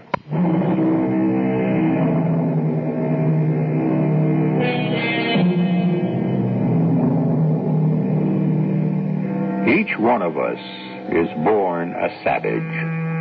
Only little by little, through great sacrifice, by great effort, does the child abandon part of his wild and tyrannical self to become what we call a mature adult. The best of us make it only part way, and some of us never arrive at all. Our story concerns a boy who has scarcely begun this arduous journey. Nice to see you this fine morning, Mrs. Lloyd. Beautiful sermon, Reverend. So glad. Ah, good morning, Mrs. Bristol, isn't it? That's right, and this is my husband, Ed, and my mother, Mrs. Bates. Oh, yes, indeed. Little by little, I'm getting acquainted. We hope you're going to like it here, Dr. Everett. Well, I already do, Mrs. Bates. Fine sermon, Dr. Everett. Oh, thank you, sir. Let me see. You and your lovely wife have a small son, have you not? Yes, that's Mark. He was in church with us, but he's gone off to Sunday school. Your wife's class, I believe. Yes. Mrs. Everett has the 6 to 10. Oh, now, we mustn't keep you, Reverend. Others of your flock are waiting. We have to get home and start dinner. I have to make the gravy. Maida hasn't cut the neck. Mother always makes the gravy. You coming in? I think I'll stick around and talk to some of the fellas. Anything to get out of helping in the kitchen. Don't forget the ice cream. Neapolitan, is that what you want? That's Mark's favorite. Come along, Mother.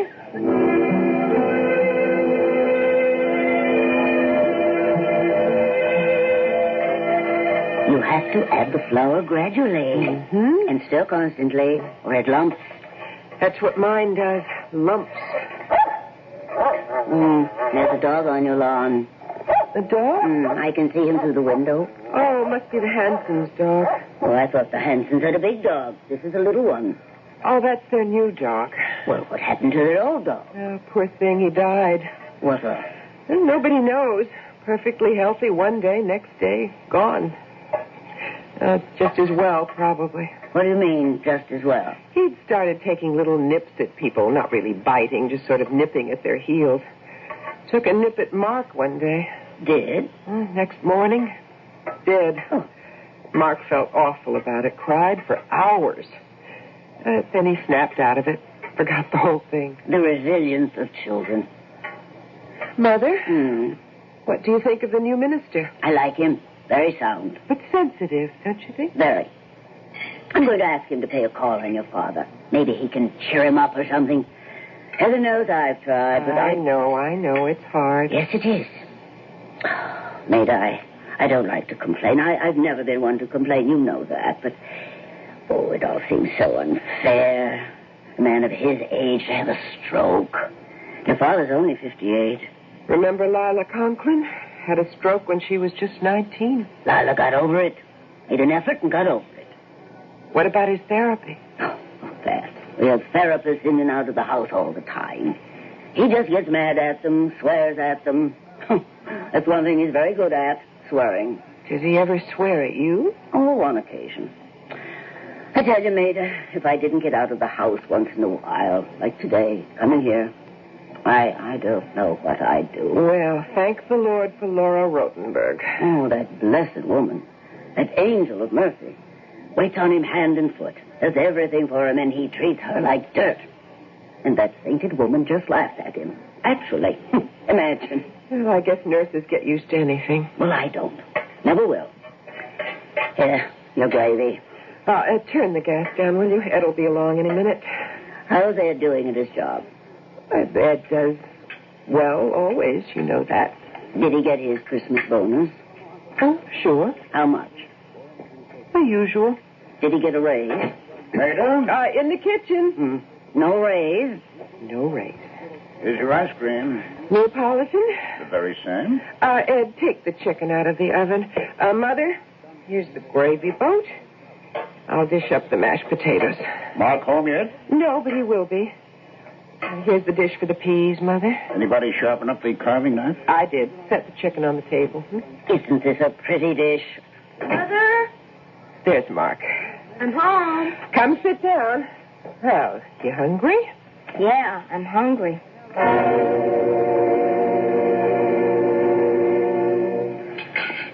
Well, everybody had enough? Oh, goodness, I certainly have. Me too. Well, then I'll clear. Everybody stack, and I'll clear. What did you think of Dr. Everett, Ed? Oh, I like him. Like him a lot. Mother's going to ask him to pay a call on Father. How's he coming along? He isn't. He's not worse, is he?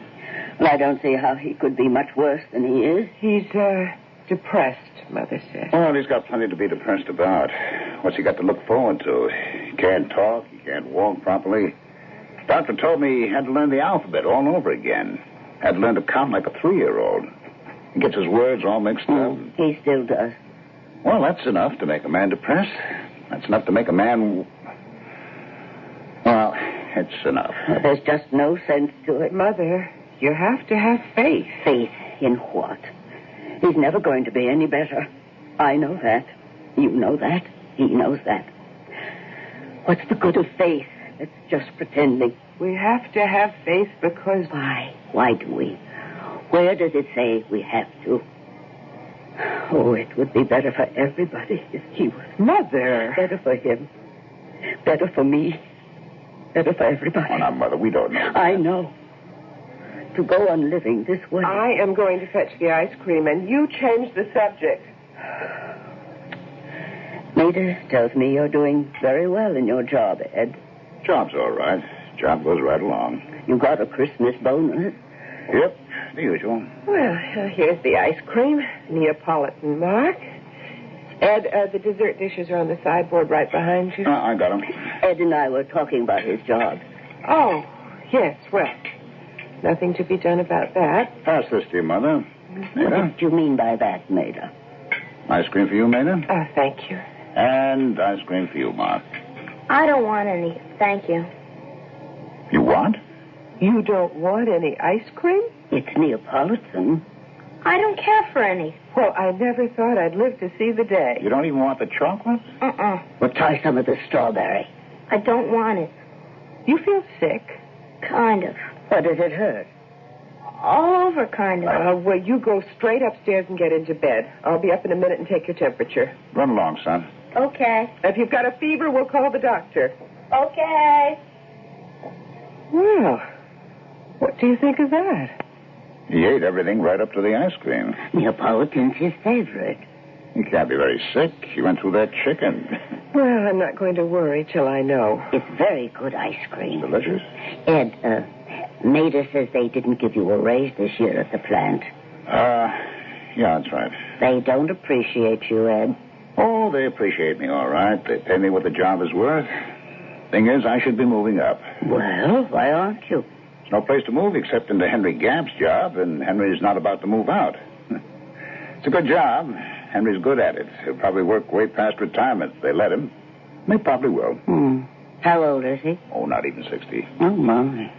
Never been sick a day in his life. Oh, dear.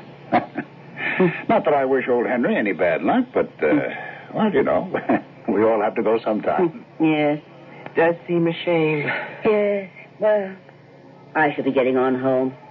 I'd like to stay and help with the dishes, Maida, but You know I never let you do that. It's your father.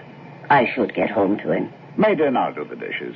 Laura Rodenberg likes to get out for a few hours in the middle of the day. It's all right, Mother. Are you sure? I'm sure. See you at church next Sunday. And I'll be over during the week. Maybe we can go shopping or something. Oh, that would be nice. Are you sure you don't want me to drive you home? Get the car out for 2 blocks? Certainly not. I'll walk. Bye, dear. Bye, Ed. Let me know how Mark is. I'll call you. Well, think I should go up and check on Mark? Well, let's have some coffee first. All right. I don't know if we ought to be discussing my job with your mother like that. Like what? Well, you know, all that stuff about Henry Gamp. It was you told her about Henry Gamp, not me. Well, hope it didn't sound like I'm after Henry's job. Well, aren't you? Oh, in a way, maybe. If you're not, you should be. Put the coffee on, why don't you? You get that? All right. Hello? Mr. Bristol, this is Laura Rotenberg. Yes, Laura. Laura I have terrible news, Mr. Bristol. Mr. Bates is dead. You what? It must have been another cerebral hemorrhage. I went into his room to take him some dinner. He was lying on his bed. I thought he was asleep. Oh, I'm so glad I got you on the phone because I thought you or your wife could tell Mrs. Bates so much better than I could. Yes. Mrs. Bates is there with you, isn't she? No, she's on her way home. Look, I'll try to catch her before she gets there. Thank you for calling us, Laura. What is it? Your father's dead, Maida. Oh. I'm going to try to catch up with your mother before she gets home.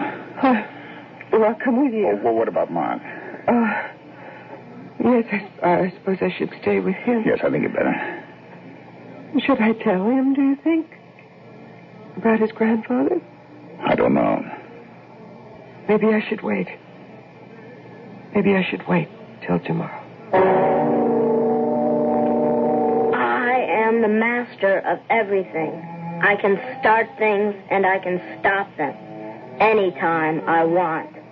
I tell everybody where to go and what to do, and they have got to go there and do it because I say so, and nobody is allowed to answer me back. I am the king.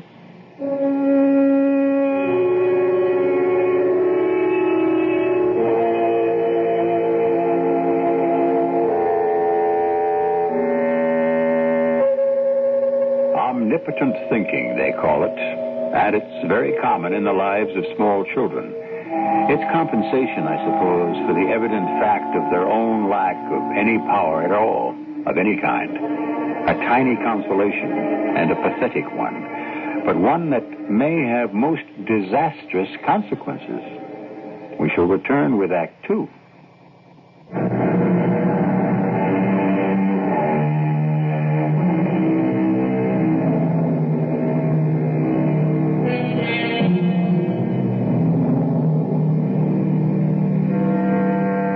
Bristol is a little boy. Mark Bristol is a good little boy, regarded by all with affection and approval. Everyone wishes him well and makes plans for him to develop gradually into a good man, a good person, as no doubt he will.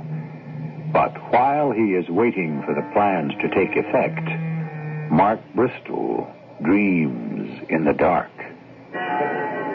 Fine sermon, Reverend. See you next Sunday. Oh, Mrs. Bristol, how good to see you in church. I'm so happy you could find the strength to attend. Where else would we go, Dr. Everett, for strength? I never knew your father, of course.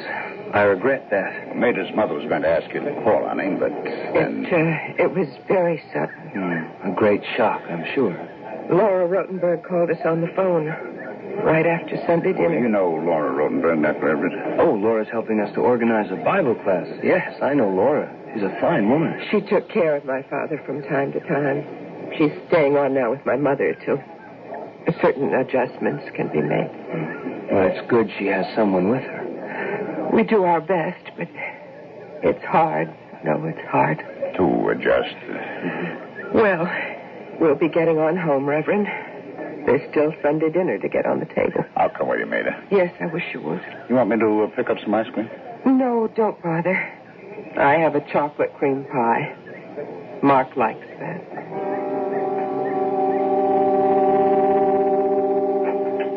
What are you doing, Mater? Calling Mother. What for? I'm going to insist on her coming over here for dinner. It's a good idea. Hello? Laura, this is Maida Bristol. Oh, yes, Mrs. Bristol. How is my mother? Well, she's all right, you know. Laura, I want to get her to come over here for dinner. Oh, I wish she would. She didn't come to church with us. I know. Now she just must stir herself and come for dinner. She's always had Sunday dinner with us. I know, but she simply won't budge, Mrs. Bristol. You'd think she'd at least want to see Mark. He'll be home right after Sunday school lets out. She's very fond of Mark, and he adores his grandma. I know.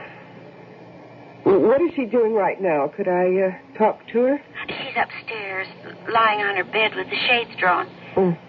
Just lying there. Her friends have called. Some of them have stopped by, but she won't talk to anybody. She talks to you, doesn't she? A little. She did last night. And what did she say? Mostly that she's all alone in the world now. She's got us. Yes, but of course, she feels she wasn't nearly kind enough to your father while he was alive. That's not so. Oh, it's the way everybody feels, Mrs. Bristol, at a time like this. It's part of mourning. I suppose. It is, believe me. Well, if she changes her mind, you hustle her right over here, Laura. Oh, I will. Tell her Ed doesn't know how to make the chicken gravy any more than I do. I'll tell her. Thank you, Laura. What'd she say? Mother won't talk to anybody. Won't budge. Well, Give her time. You know what she's waiting for, don't you? Your mother? She is waiting for us to ask her to move in here. We did ask her. I mean permanently. Move in with us permanently. Oh. Well... Ed, we can't. The house is too small. Yeah. I like my mother. Well, I like your mother. I love my mother. Well, we need a bigger house. We can't afford a bigger house. I know. I wonder how Henry Gamp is. What? Who? Henry Gamp. His wife called the plant last week. Henry's coming down with something. Oh, with what? Oh, first they thought it was the flu. Now it looks like pneumonia. Oh, is that serious? Well, no, not these days. Not with all the antibiotics and stuff. Oh. Well, I certainly hope he gets better. Yeah. I'll give his wife a call later. Mother? Oh, there's Mark. I'm home. Come sit down. You hungry? Yeah, I'm hungry. You want the wishbone, Mark? Please. There's not much meat on it. I want to hang it up to dry. Then we can wish on it. That's right, that's right. Should I hang it on the radiator? Well, that's as good a place as any. Mm-hmm. Mark, what would you think if your grandma moved in here with us? Grandma? Now that your grandpa has passed on, she has to live someplace. She could live here. You wouldn't mind? You love your grandma, don't you, Mark? Sure. Now, if she came here to live with us, we have to think of where she would sleep. Where do you think she should sleep, Mark? On the couch. Oh, your grandma isn't a young woman. I don't know how she'd like sleeping on a couch in the living room. Where would she put her things? What things? Oh, all the things ladies have to have. Where would she put them? She could put them in a little box. And where would she put the little box? Under the couch. Why don't you just tell the boy straight out, Maida? I can't. Oh, stop beating about the bush. What your mother's trying to say, Mark, is that if your grandma should come here to live with us, she'd probably have to sleep in your room. Sleep with me? In my room? Wouldn't that be possible, Ed? Maida, that room's 8 by 9. We couldn't even get another bed into it. No, Mark, I think your grandma would have to have that room all to herself. Then where would I sleep? Well, on the couch in the living room, I guess. Where would I keep my toys? Oh, someplace. I don't know. Maida. Don't look at me. I don't know. The whole thing's hopeless, I guess. It's just hopeless. She can't stay where she is. She can't come here. We had a bigger house. We could work it out. But we haven't got a bigger house, and we're not going to have a bigger house, so just put that out of your mind. If you had Henry Gamp's job, we could have a bigger house, but you haven't got it. So let's just forget the whole thing. The chocolate pie's right behind you on the sideboard. Why don't you? All right, I got it. The plate. We use the same fork. Right. How big a piece do you want, Mark? I don't care for any pie, thank you. No pie? The chocolate. I don't want any. Are you sick? Kind of. Ed, you think he's sick? Well, when a kid doesn't eat it... Go upstairs, dear, and you get into bed. I'll come up soon and take your temperature. If you have a fever, we'll call the doctor. Okay. I'll be up in a minute. Okay. Well, I think he's just upset about his grandpa.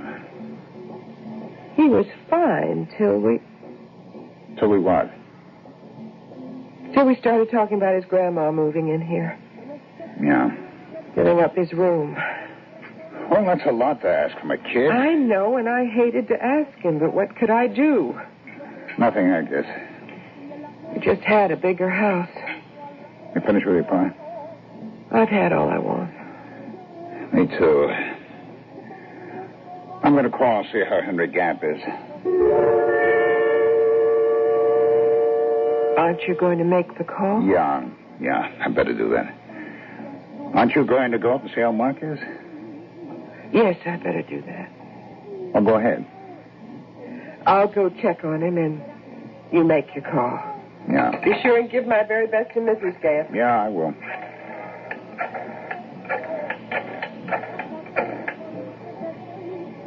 Hello, Mrs. Gamp? This is Ed Bristol from the plant. Well, I hope I'm not disturbing you. I just called to ask how Henry's doing. Oh? Oh. I see. Well, I'm sure you haven't got anything to worry about. Doctors have got pneumonia pretty well under control these days. Oh, that's so. Well, look, you give your husband my very best and tell him we miss him at the plant and we expect him back any day now. We miss him, we really do. Oh, and Mrs. Bristol sends her very best. Now, bye. Well, he's sleeping like an angel. Doesn't look flushed or anything. I think he's all right. That's good. How's Henry Gamp? His wife says they've got him on some new medication. They've been trying different things, trying to find one he'd respond to. He's not responding? Well, I think this latest one may work. Somebody's at the door. Yes. Want me to get it? Yes, please. I have the funniest feeling. Oh, look. It's Laura Rodenberg. Come in, Laura. Oh, I'm so glad you're both here. I tried to phone you, but the line was busy, so I ran over. What's the trouble, Laura? You look all upset. Where's Mark? Is he here? He's upstairs asleep. Look, I have something very, very dreadful to tell you. Mrs. Bates, she took some pills, some sleeping pills. They were left over for when your father... She took sleeping pills? How many? A lot. When? When did she take them? Sometime this morning. Oh, I should have known when she wouldn't see anyone, but I never thought, I never dreamed. How was she? Did you call the doctor? Is she in the hospital? Of course, I called the doctor, but it wasn't any use. Oh, I'm so sorry. I am so terribly You sorry. mean my mother's dead? The doctor called an ambulance right away. But we both knew it wasn't any use. She must have been dead for at least an hour. No, I can't stand it. I cannot stand it. Now, honey. I cannot stand it. You see, she should have been here. She should have been here, living with us. Maida, we couldn't have known. I did ask her to come for dinner, didn't I? Of course you did. What is happening? What is happening in this house? What is going on? Maida, don't. It's just like a week ago. We sit down to dinner. Everything is all right. Then all of a sudden, Mark doesn't feel well. He goes upstairs. I tell him I'll be up in a minute and take his temperature. And before I can do that, somebody dies. My father dies and my mother dies. What is happening? What is going on in this house? I run everything. I boss everybody. If I tell them to fall down, they fall down. And I can make them get up, too. Nobody can tell me anything. And I can tell anybody anything I like. Everybody is afraid of me. And I am not afraid of anybody. Because I am God.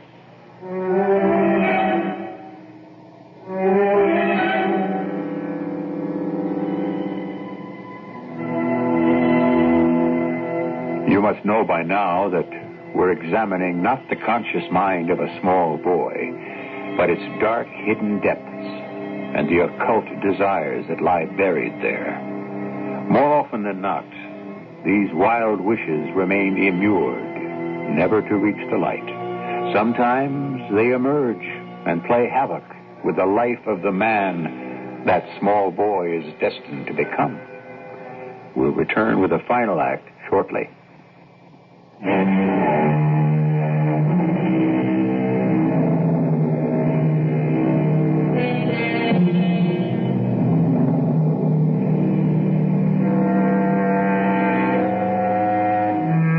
Still imagine that you know your children in any but the most cursory and superficial way? Are they bright? Are they well-mannered? Are they talented? Are they good? You may know the answers to all these questions and still know nothing of importance about them. I would advise you to take to heart the words of an East Indian poet and philosopher named Rabindranath Tagore. I do not love him because he is good, but because he is my little child. So happy to see you here. So happy. Dr. Reverend. Oh, Mr. Bristol. And Mrs. Bristol. How are you, Dr. Everett? I should be asking you that, Mrs. Bristol. Tell me, is there anything I can do for you? Any way I can be of help? I should be only too glad, believe me, if there's anything at all. I don't think there's anything anyone can do, Reverend. I'd like to try, if you'd let me. There's nothing. Reverend, there is something. Ed, don't. If you could find some time to talk to me. Ed, please don't. Of course. No, any time. When would be... This morning. You mean now? Ed, I wish you wouldn't. The sooner the better, if that's all right with you. Well, let's see now. There's only a few more parishioners to speak to. If you could wait a minute or two. Sure, I can do that. Then we can step into the vestry. I can give you as much time as you need. Thank you, Dr. Everett. Mayday, you go along home. Start dinner. Oh, come on. Go on now, will you? I hate to go home by myself. I'll be there as soon as I talk to the Reverend. Are you sure? I'm sure. Come on, go on home now.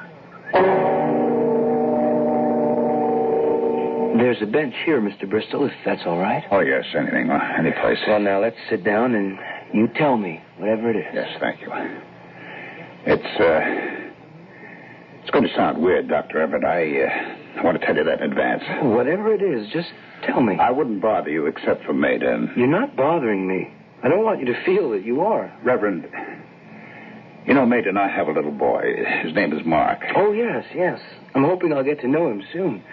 Mrs. Everett speaks so highly of him. He's such a fine little fellow, such a good boy. She thinks the world of him. Yes, we do, too. Of course you do. Was it Mark you wanted to talk to me about? In a way, I might as well start at the beginning. If I know what the beginning was. Sometimes it seems... Yes? Well, it seems as if I don't know anything at all about anything about anyone.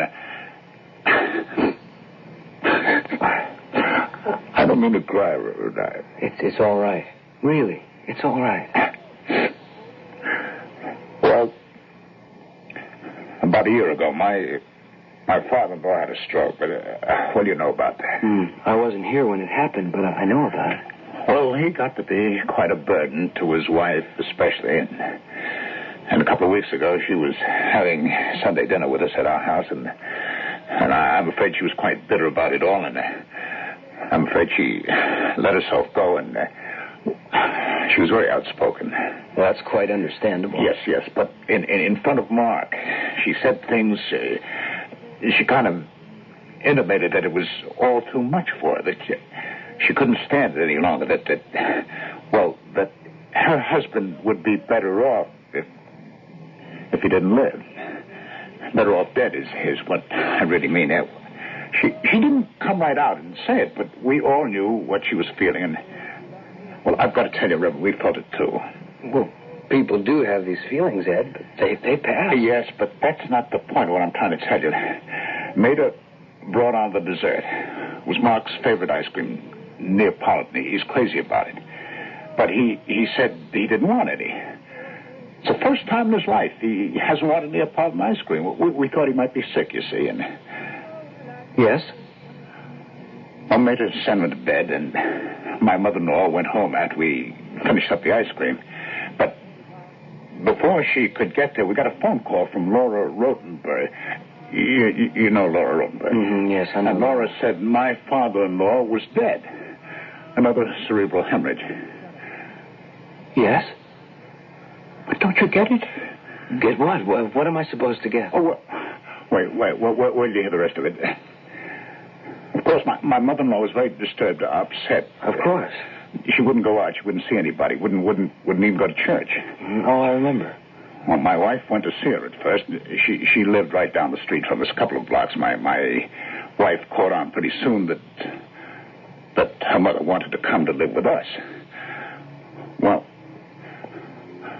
that's easier said than done, because we've got a two-bedroom house, Reverend. There's Maida and my bedroom. There's Mark's.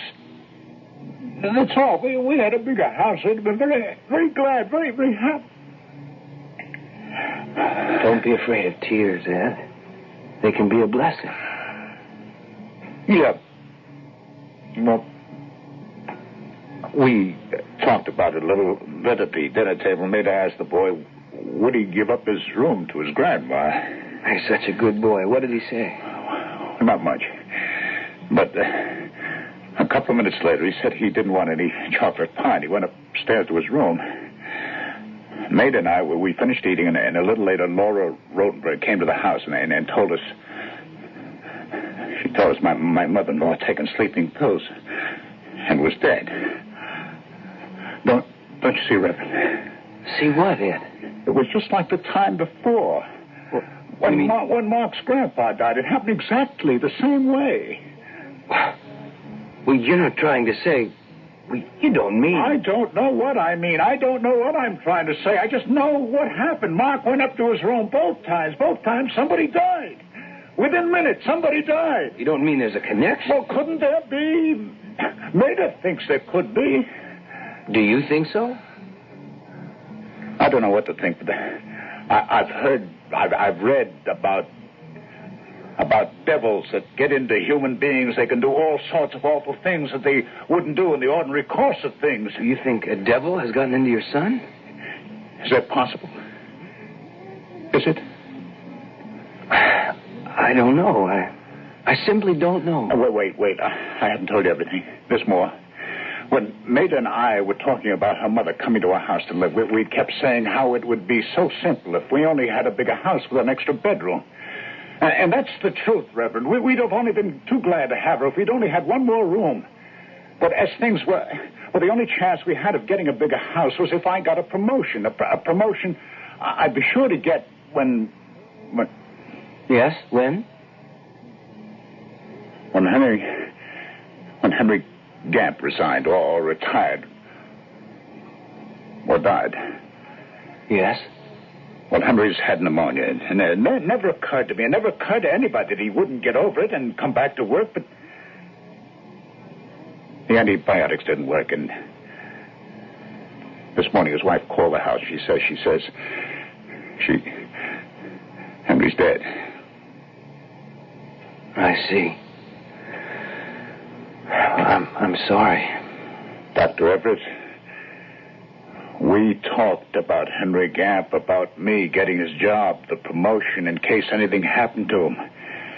We talked about it in front of Mark. We kept saying if we just had a bigger house, if I got promoted, we could have a bigger house, and that was the only way we could. Wait, Ed, you're jumping to conclusions that you have no right. All those deaths, all those people dying. Wait, Ed. What could it be if it isn't the devil's work? But your own son, your own boy. You don't think I want to believe the devil's got into him, do you? But the way things happened, the way those people died. Now, Ed, I don't think we should talk about this any more this morning. I think you should go home now and be with your wife. Oh, poor Maida. She's worse about this than I am, believe me. Well, you tell her that I'm going to come to the house and talk to her. All right, I will. Probably tomorrow. Yes, definitely tomorrow. All right. Thank you. Thank you, Reverend. Are you all right now? Oh, yeah, sure. Come, I'll walk you outside. You're very kind, Reverend. Oh, not at all. If I can't minister to my flock, then what am I doing here? Right? Right. Oh, you see what a beautiful day it is? It's beautiful, yeah. Makes you believe in God, doesn't it? And His infinite kindness. Yeah. Watch the steps, Ed. Are you all right? Yeah, I'm all right. You want me to walk home with you, Ed? No, I'm all right. Thank you again, Reverend. And tell your wife I'll call her in the morning. I'll tell her. Watch out! Ed, watch out for the truck! Ed!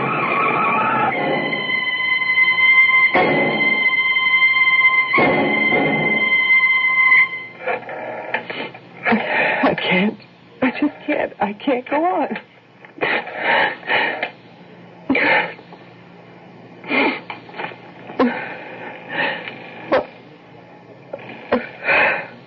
Hello? Oh, Laura. I'm so glad you're there. I thought you might have moved out. I was just packing my things. Laura, I'm all alone here, and I'm getting dinner. Mark's in Sunday school, and Ed stayed at the church to talk to Dr. Everett, and I'm all alone, and I can't manage to hold myself together somehow. Laura? What is it, Maida? What can I do for you? Could you come over here? Maybe help me get dinner on the table and maybe stay for dinner. I don't want anybody to know I'm falling to pieces like this. Especially Mark, and having you here would help. You see, you keep the conversation going, you know? Of course, I could do that, Maida. No, could you come over right away, Laura? Oh, yes. Oh, I want to tell you something very privately. Ed is talking to the minister right now. Heaven knows what he's telling him, but I have an idea. It's horrible, Laura. It's horrible. And then I think, on the other hand, it may be true, and if it's true, Laura... Maida, try and get hold of yourself. Laura, something horrible about Mark. About our little boy. I'm going to throw on a coat and come right over. I'll be there in a couple of minutes, so you get hold of yourself. Yes, I will. Oh, there's the doorbell, Laura. I better go answer it. Can't be Ed. I always leave the door open on Sundays for him and for Mark. Well, at least you won't be alone until I get there. That's right. And, Laura, thank you. Thank you. Yes, I'm coming. Oh, Dr. Everett. Oh, please, come in. Do you mind coming back to the kitchen, Reverend? I have dinner cooking. You don't mind the kitchen, do you? No. Whatever. I wonder if I could ask you to stay for dinner. I was just on the phone to Laura Ruttenberg. She's coming over, and we'd love to have you. Pardon me while I check the gravy, Doctor. Mrs. Bristol, please, sit down. Please. Oh, certainly. I hope you don't mind these old kitchen chairs. Mrs. Bristol, I have some very bad news for you. What? What news? What? About your husband. What about it? What's happened to Ed? He and I had just finished our little talk in the vestry room. I walked him outside and down to the curb. I offered to walk home with him. I could see he didn't feel well. But he wouldn't let me. He started off by himself, and he stepped right into the path of a truck. Oh? He was hit. Hit by a truck? Where is he He was now? taken to the hospital. I went with him, but he died on the way, Mrs. Bristol. Ed died? Miss Bristol, please, sit down. Ed died? No, I don't believe that. No, I don't. It's true. Not Ed. No. What is it? What is it? Oh, I can't. Oh. Mrs. Bristol. Pain. Mrs. Bristol. Oh, my God. Oh, no. Oh, dear God, please. Oh, no, please, dear God. Heavenly Father, please. Oh, please. Operator, send an ambulance. The Bristol house on Elm Street. I don't know the number. Look it up. They've lived here a long time. The Ed Bristol house. Oh, wait a minute. Somebody just came in. Maybe they know. Hold on. It's a big yellow house near the corner, tell them. Maida? Oh, is Maida here? What's the number of this house? Oh, 32? It's number 32 Elm. Tell them to hurry. Oh, my God. Maida. Tell them it may be a heart attack. How is she? Is she... She's dead. Oh, my God. You were here when it happened? I came here to tell her about her husband. Oh. He was run over right in front of the church. Oh, my God. I had to tell her. I had no idea. I've been talking to Ed in the vestry room. He told me all about her father and her mother and now Henry Gamp. Dead. All dead. And he asked me if a devil had gotten into Mark, and I said... A devil? A devil had got into Mark? What kind of nonsense is that? Well, the way he told it. And then he was killed. And now, this. Somebody just came in. Mother? It's Mark. Mother, I'm home. Who is going to tell him? Is it possible there's a devil in the boy? If there is, it's the same devil that's in all of us, Reverend. Who is going to tell him? Am I or you? I think better you. Mother, Father, where is everybody? Mark. Where is everybody? I'm hungry.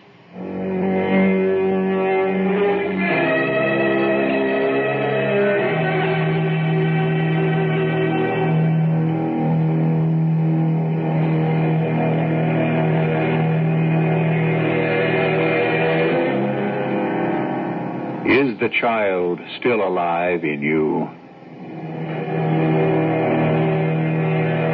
Does the desire to run the world and order people about cling to you even today? Have you never quite relinquished the conviction that you are a superior being whose every wish is paramount and can be gratified? No? You're not like that? In any secret place? In any secret way? Take a closer look. I'll be back shortly.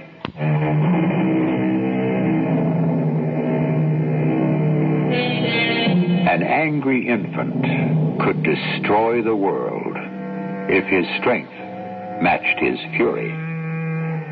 Be careful how you deal with him, for he is mad with rage, and he would kill you if he could. Our cast included Terry Keane, Ralph Bell, Adam Ross, Evie Juster, and Don Scardino. The entire production was under the direction of Hyman Brown. And now, a preview of our next tale. Grief, it's that crow. Oh, get it away! Oh. It was on the windowsill. Keep it out! Keep it out! It's all right. It's gone. Oh, well, where is it now? It flew off into the pine trees. Oh, that was such a shock. That's what was looking at us. Oh, gosh. I guess it has the run of the place. We're the intruders to him. I don't know. Oh. There was something about the way that bird looked at us when we drove in. Do you remember? Sitting on the pillars? Yeah. That's no ordinary bird. Crows don't react this way to people. What do you mean, Marty? That crow didn't land on our windowsill by accident. I told you yesterday when we drove up, I didn't want to stay. I couldn't put my finger on it. But there's evil here. Real evil. Radio Mystery Theater was sponsored in part by Buick Motor Division. This is E.G. Marshall inviting you to return to our Mystery Theater for another adventure in the macabre. Until next time, pleasant dreams.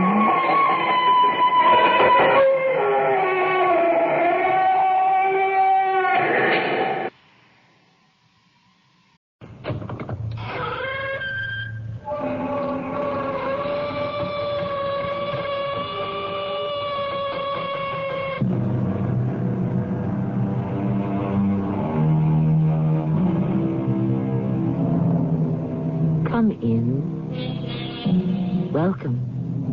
I'm Tammy Grimes. I have never, said Mr. Montaigne, seen a greater monster or a greater miracle than myself. And we may all echo the same sentiment. For within each of us is the power to be either. And the urge to be one or the other is always strong within.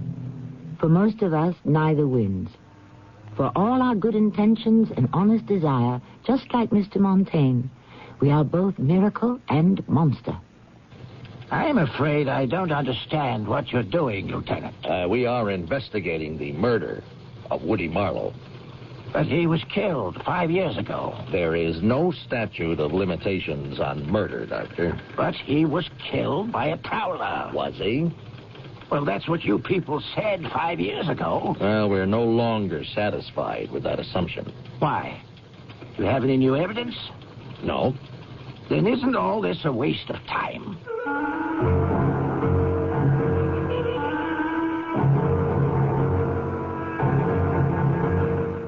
Our mystery drama, Escape to Prison, was written especially for the Mystery Theater by Sam Dan and stars Marion Seldes. I'll be back shortly with Act One.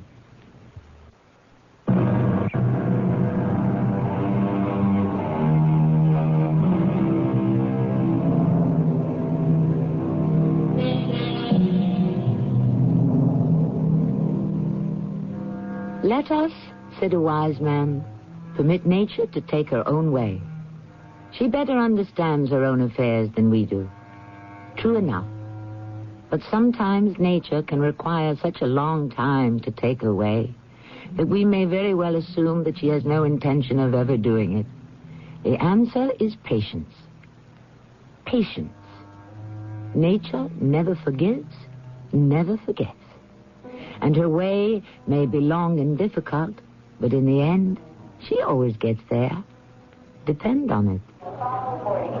Tom! Oh, Tom! Liz! Oh, Tom, I'm so glad I caught you. What is it, Liz? What are you doing I've here? got something to give Woody. Kid Woody? Isn't he flying to London with you? Woody? Liz, Liz, what? did you ask... Where's Woody? Yes, Woody. I don't Let me ask you again, where's Woody? You know. Woody, your oldest and dearest friend, my oldest and dearest husband, Woodrow Marlowe. You were the best man at his wedding. My wedding. I have a letter here, and I'm sure Woody would be quite interested. I want to catch him before the play... listen. What is it? Is something the matter?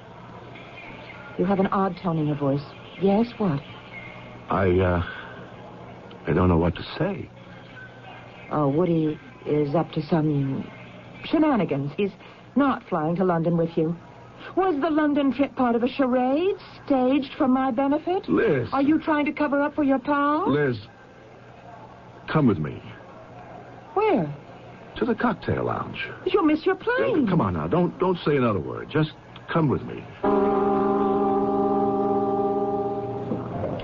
Did they make it the way you like it? Oh, it's just fine. I'm quite comfortable, thank you. I have a sneaking suspicion that Woody isn't here. Am I right? Yes, Liz. You're right. Well, can you tell me, where is my wandering boy? You're not telling. Well, why not? You've been pals since college.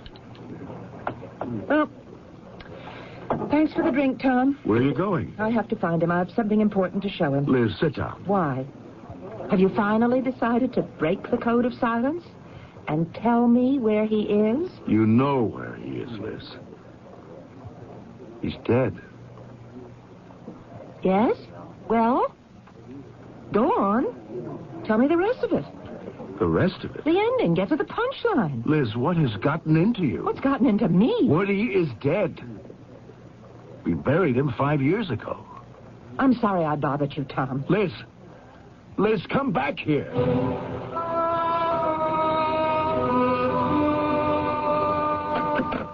Rose? Yes, Liz? Do you have the latest sales figures? They're up, all of them. The new perfume especially.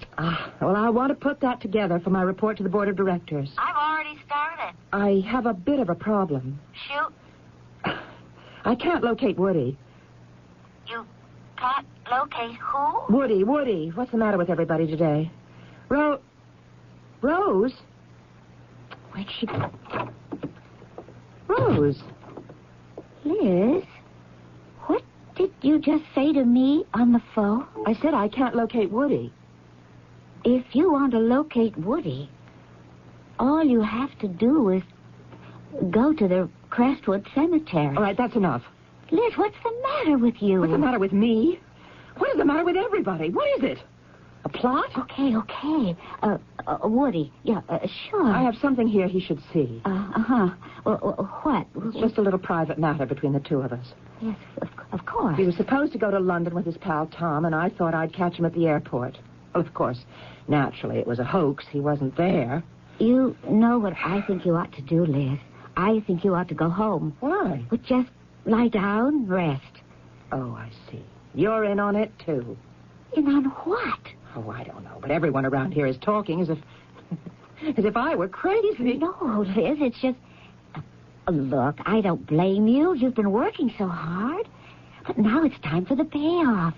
You've made it, Liz. You'll be president of the company. Rose, I simply want an answer. Oh, you're afraid you won't be elected. You know that's nonsense. The board of directors is scared to death you'll laugh at them and go elsewhere. Rose! You're sitting on top of the world, Liz. It's all yours. I think you've just realized it. Oh, you're very tired. Go home and get some rest. You haven't seen him either. Oh, yes, I'm all right. What makes you ask? Oh, well, if you should hear, let me know. Fine. Goodbye. Oh, God. What is this? A conspiracy?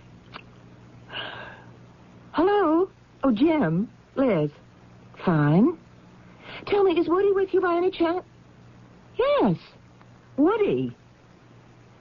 Oh, you too? Thank you. Oh, why am I wasting my time with all these people? I know where he is.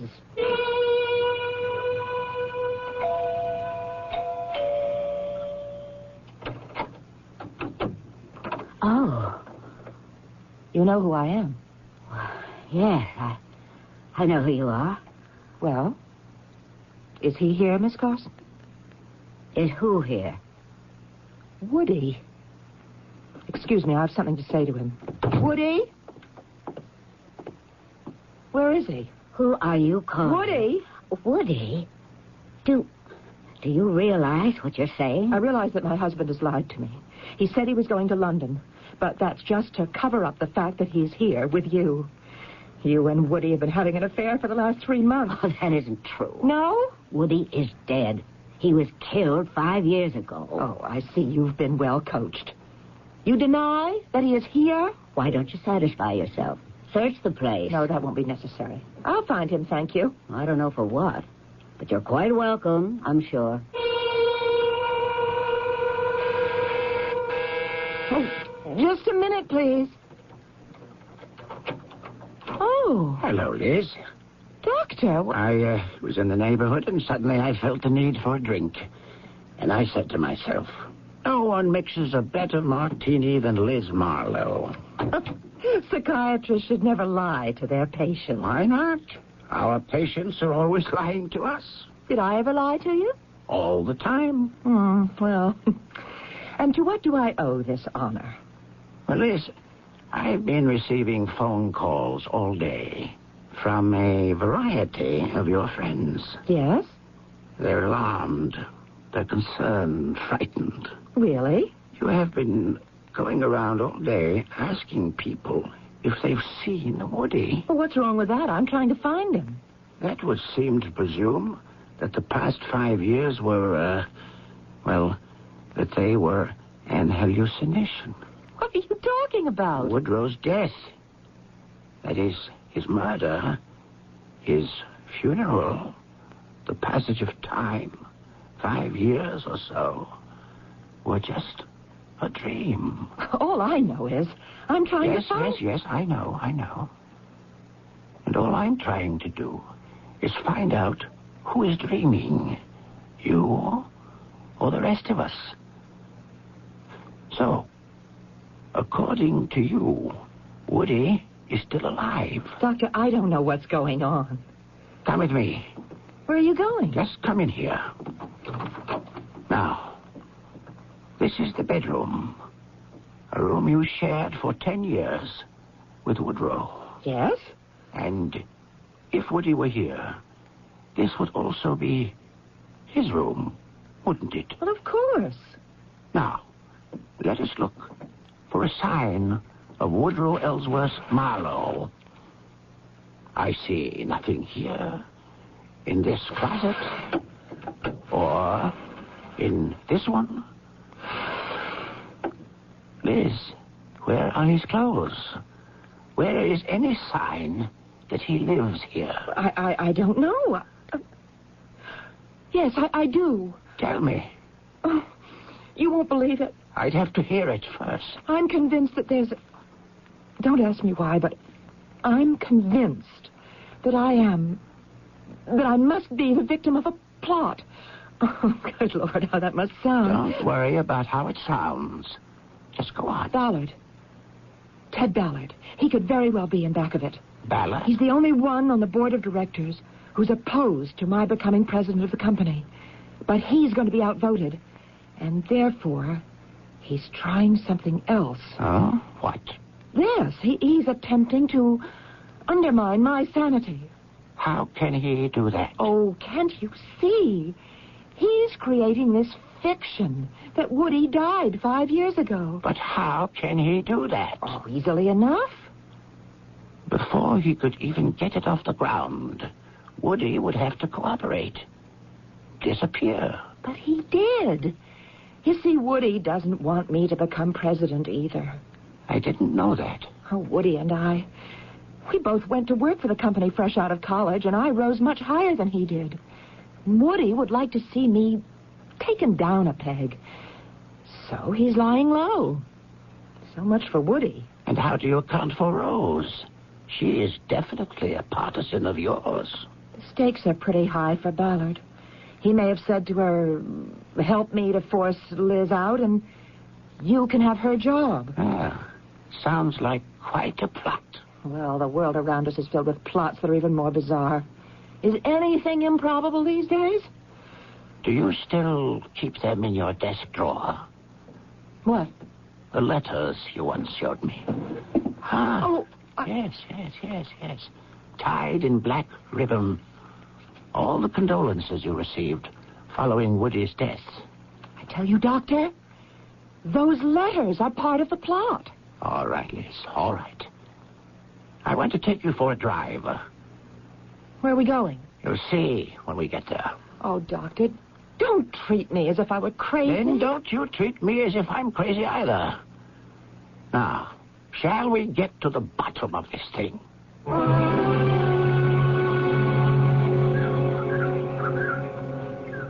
All right, Liz.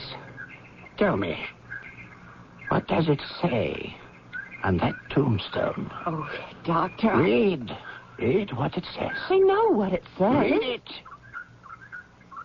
Woodrow Ellsworth Marlowe. Born... Oh, what's the difference? Don't you see? This is also part of it. Part of the plot.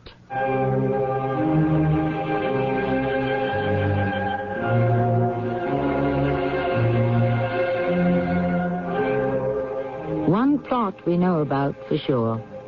The cemetery plot, on which they are presently standing. But what about the plot that Liz has in mind? Can it be possible? Is the entire world ganging up on her? Do these things happen in our universe? Well, why don't we wait and see what happens in the second act shortly? Hey, Charlie, get up. Time to go fishing. It's the middle of the night. It's 6:30 in the morning. I've got a better idea. The fish are waiting, Charlie. Steaming hotcakes and sausage. The motor's already on the boat. Ice-cold orange juice. Orange juice? Maybe with a side of hash browns. You deserve a break today. Hey, you know what, Charlie? What? Get up this morning and get away. The fish will be there all day. To McDonald's. Master Mechanic tools sold exclusively by True Value hardware stores are an unbeatable combination of quality and value. Hi, Pat Summerall to say you get both with the Master Mechanic 45-piece tool set, now just $27.49. It's versatile, with both 1/4 and 3/8-inch drive sockets, reversible ratchet and speeder disc. Plus, it includes a hacksaw with 10 assorted blades, sturdy toolbox, and it's backed by the Master Mechanic promise of satisfaction or a free replacement. Get it now at participating True Value hardware stores and home centers.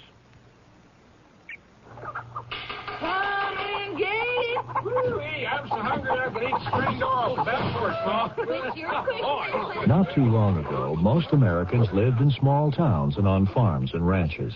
There wasn't much to do in those days but work and eat. Gravy. More sauce. It was not unusual for a person to consume 4,000 calories a day. But when you spent 10 hours behind a strong-willed mule and a sod-busting plow, you burned up a lot of energy.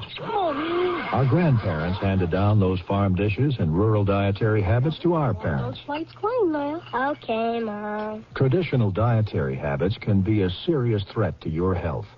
Because more than likely, you don't exercise like your forefathers. Think about it. Isn't it time to trim your diet to the 1980s lifestyle? This message brought to you by the American Heart Association, who asks you to give the gift of love. Your gift is the gift of love.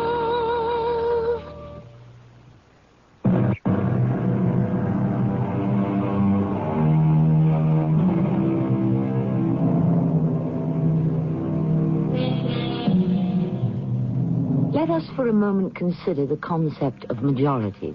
We have a Mr. Wendell Phillips who said that one, on God's side, is a majority. President Andrew Jackson who said that one with courage is a majority. And President Calvin Coolidge who held that one with the law is a majority. These are all fine and noble sentiments, and they may even be true. But some of the folk who hold to them can be very lonesome at times. So, you see, my dear Liz, here is Woody's grave. Sure. You mean you refuse to accept this as evidence of his death? I mean, Oh, let us not discuss it any longer. But we should. After all, I am your doctor. I'd like to drop the whole business. Then you admit that he's dead. I'd like to go home. Liz, I want to help you. I don't want to discuss it.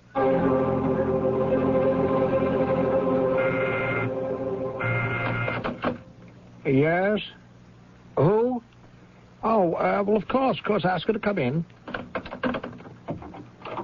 Well, good morning, Liz. Won't you sit down? Thank you, Mr. Ballard. Mr. Ballard? And here I thought we were Ted and Liz. I prefer it as Mr. Ballard and Mrs. Marlowe. I had thought that we were getting along famously. You're opposed to my being elected president of the company, aren't you? Oh, that. Well, yes. Yes. Now it comes out. Well, I'm not aware that it was ever a secret. May I ask why? Well, I believe I'm on record with that also. You're just not qualified. Well, show me one person who has been more innovative, done more for this company. Well, I can't. Then how can you say I'm not qualified? Well, you are perhaps the world's best when it comes to marketing, and that's where you belong. In your opinion? Liz, you are not an administrator. What do you know about manufacturing, personnel, finance, all the gritty details? You'd be in beyond your depth, and you'd hate it. No, I am doing you a favor. Are you? Yes, you'd go crazy. And you're going to make sure of that, even before they letter my name on the door. Aren't you, Mr. Ballard? Liz, I don't understand. I thought... Yes? You thought? Well, it has been a while since Woody died. Oh? Has it? Yes, it's been 5 years, and I always thought that someday... Oh, look. We were getting along so splendidly, you and I. I thought that... Yes? What did you think? Well, that maybe you and I, we could... Look, I am against your being made president, not just because it'll be bad for the company, but I'm thinking of you. And yes, definitely, selfishly, of me. I'd never see you. And therefore, there are no lengths to which you will not go. Well, your little plan is not going to work. What plan? Your game takes two, and I won't play. Yes? What is it, Rose? You were supposed to work on the inventory figures with me. I've already done them. And you didn't want to use my analysis? Oh, no, I got along quite well without it. Thank you. Liz, what's happening? As if you didn't know. I thought we were the best of friends. So did I. What did they promise you? They?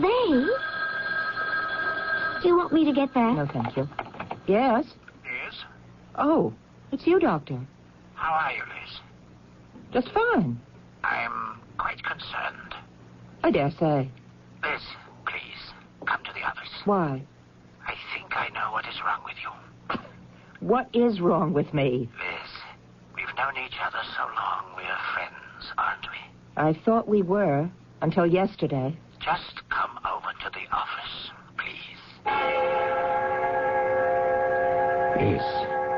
Liz, I want to help you. Believe me, I've spoken to everybody who has seen you since yesterday. Come to the point.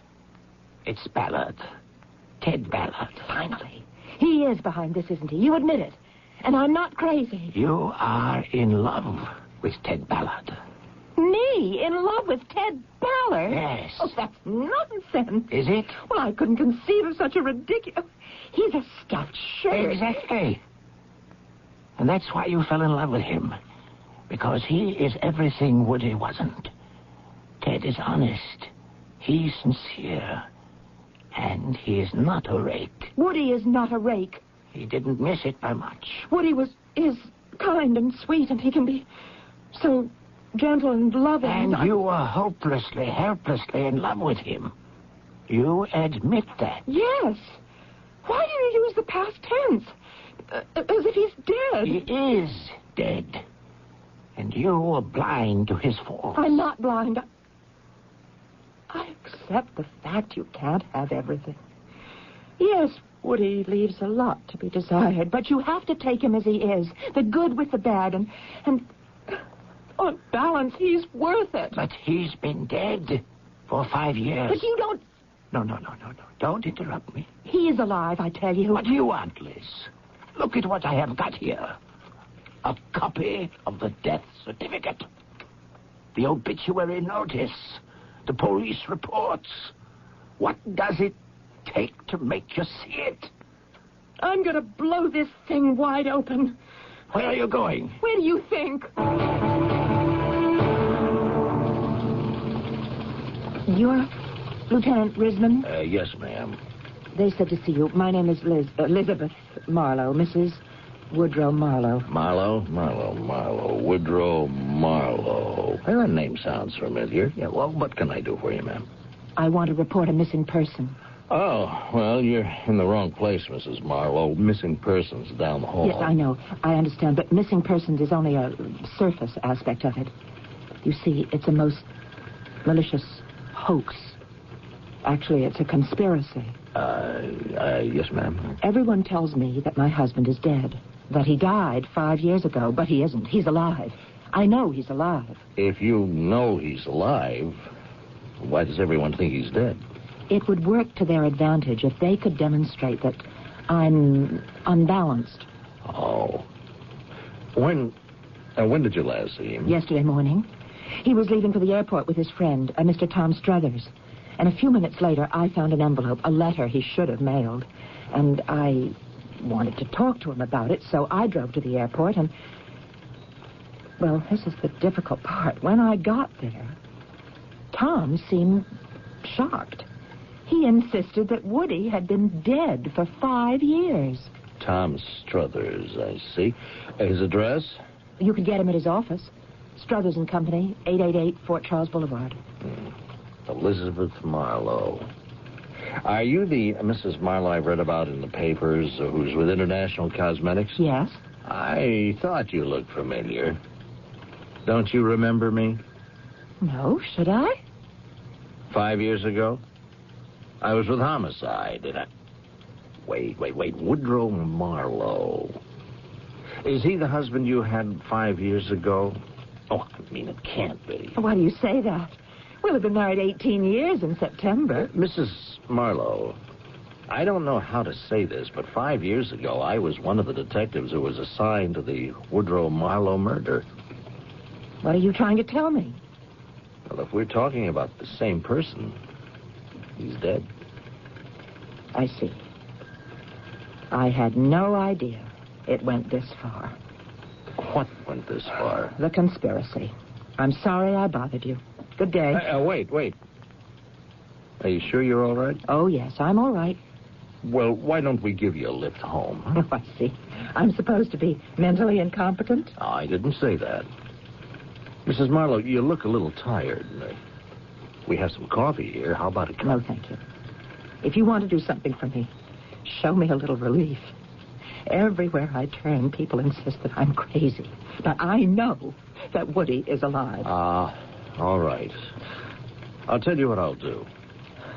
I'll go along with it. You will? Sure. Oh, finally, someone is willing to listen to me. And why not? Will you try to find him? I'll do my best. If there's anything at all to your story, I promise you we'll do our best to get to the bottom of it. I know you will. I feel it. Oh, you just don't know what a weight's been lifted. Oh, just think I'm not alone in this anymore. Will you be in touch with me? Oh, absolutely. Good, because I want to be kept up to date. Here's my card. It has my office and my home numbers. You will call me. Oh, yes, ma'am. As soon as we get even the slightest nibble. Oh, thank you, Lieutenant Risman. Thank you so much. I'm only doing what I'm being paid for. Oh, no amount of money could buy such understanding and sympathy. You're a wonderful person, Lieutenant. I look forward to hearing from you.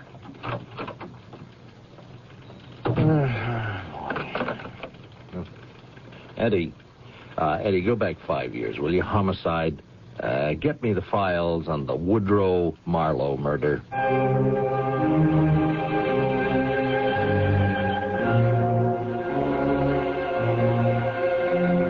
Obviously, Lieutenant Risman isn't only being kind-hearted.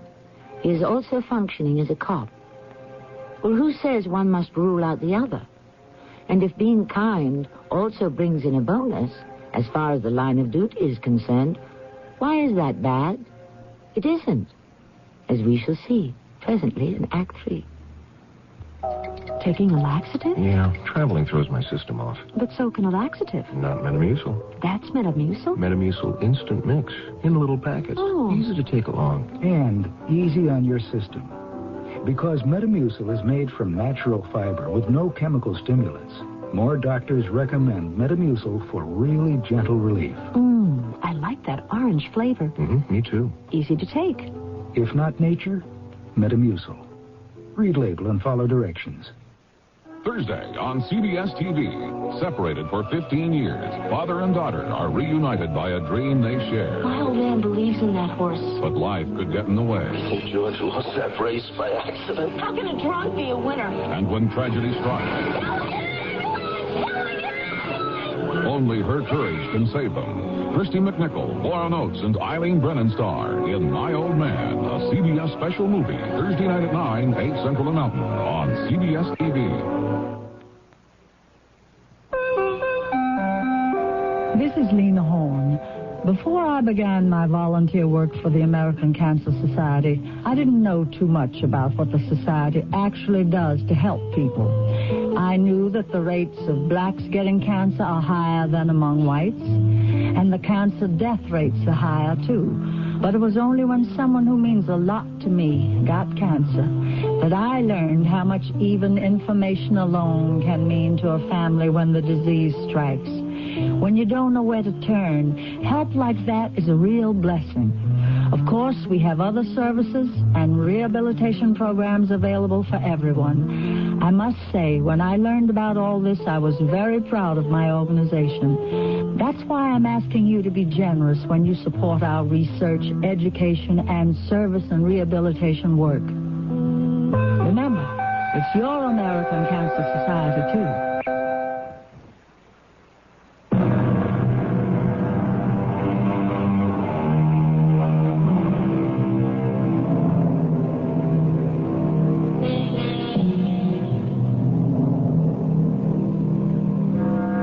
Thousands of years, the accepted wisdom held that the earth was flat. Here and there, a lonely voice insisted that it was round. But these lonely voices were usually drowned out by those who had evidence on their side. Years later, the positions were reversed. Now the accepted wisdom holds that the earth is round. Why? Because that's what the evidence tells us. This is not an argument for either the roundness or the flatness of our terrestrial home. It's just an attempt to gain a bit of an insight into that subtle and mysterious word called evidence. Hello? Yes? Oh, it's you, Doctor. Yes, Liz. I just want to find out how you are this morning. I'm feeling first rate. Well, I must say you sound good. About Woody. I don't care to discuss Woody. But we have to talk about him, Liz. We don't have to talk about anything. The matter is out of our hands, both yours and mine. And where is it? Exactly where it belongs. In the hands of the police. The police? And they promised me they would investigate. But they can't do that. Goodbye, Doctor. Lieutenant Risman? Yes, sir. I am Dr. Andrew Saris. I happen to be Mrs. Marlowe's psychiatrist. Oh, yes? Do I understand correctly that you people are investigating the disappearance of Woodrow Marlowe? Isn't it a waste of time, money, and manpower to try to find a man who is already dead? Yes, sir, it is. Then why are you doing it? Doctor, why should Mrs. Marlowe suddenly believe he's alive? Well, that is a very complex psychological problem. Well, it won't do any harm to go over the ground again. It simply seems like an exercise in futility. Doctor, do you have any reason for not wanting to have this murder case reopened? I know. What reason could I possibly have?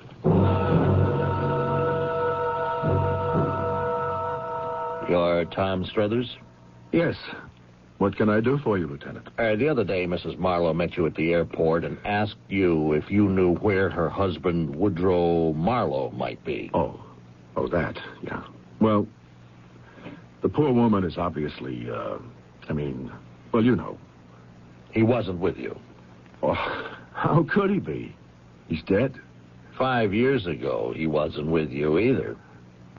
5 years ago? Yes, sir. I have here a copy of the police interrogation. Now, at that time, you made the following statement, quote, I was supposed to meet him at the airport. Well, did you? Your answer, no. Why not? Well, you see, that was a ploy for her benefit. You mean Mrs. Marlowe. Yes. You see, he was, do I have to say this? Yes. He was having an affair. With whom? Do I have to identify her? Yes. Miss Ruth Carson. All right. Putting that report aside, once again, you're at the airport 5 years later, and once again she comes rushing up, and once again she asks for her husband.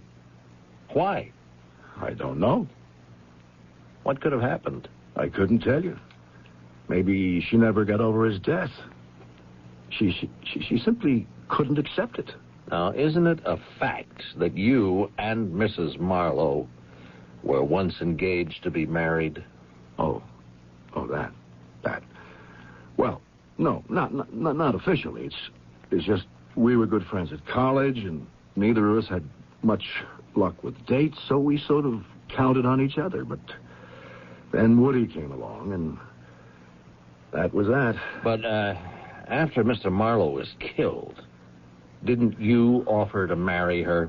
Who told you that? No one. Just seems logical. Well, that's her answer. I felt it was the logical thing for us both. But she turned you down, didn't she? Yes, you could say that. I mean, it's obvious. But look, if he was killed by a prowler, why you... No one says he was definitely killed by a prowler. As far as we're concerned, the case is still open.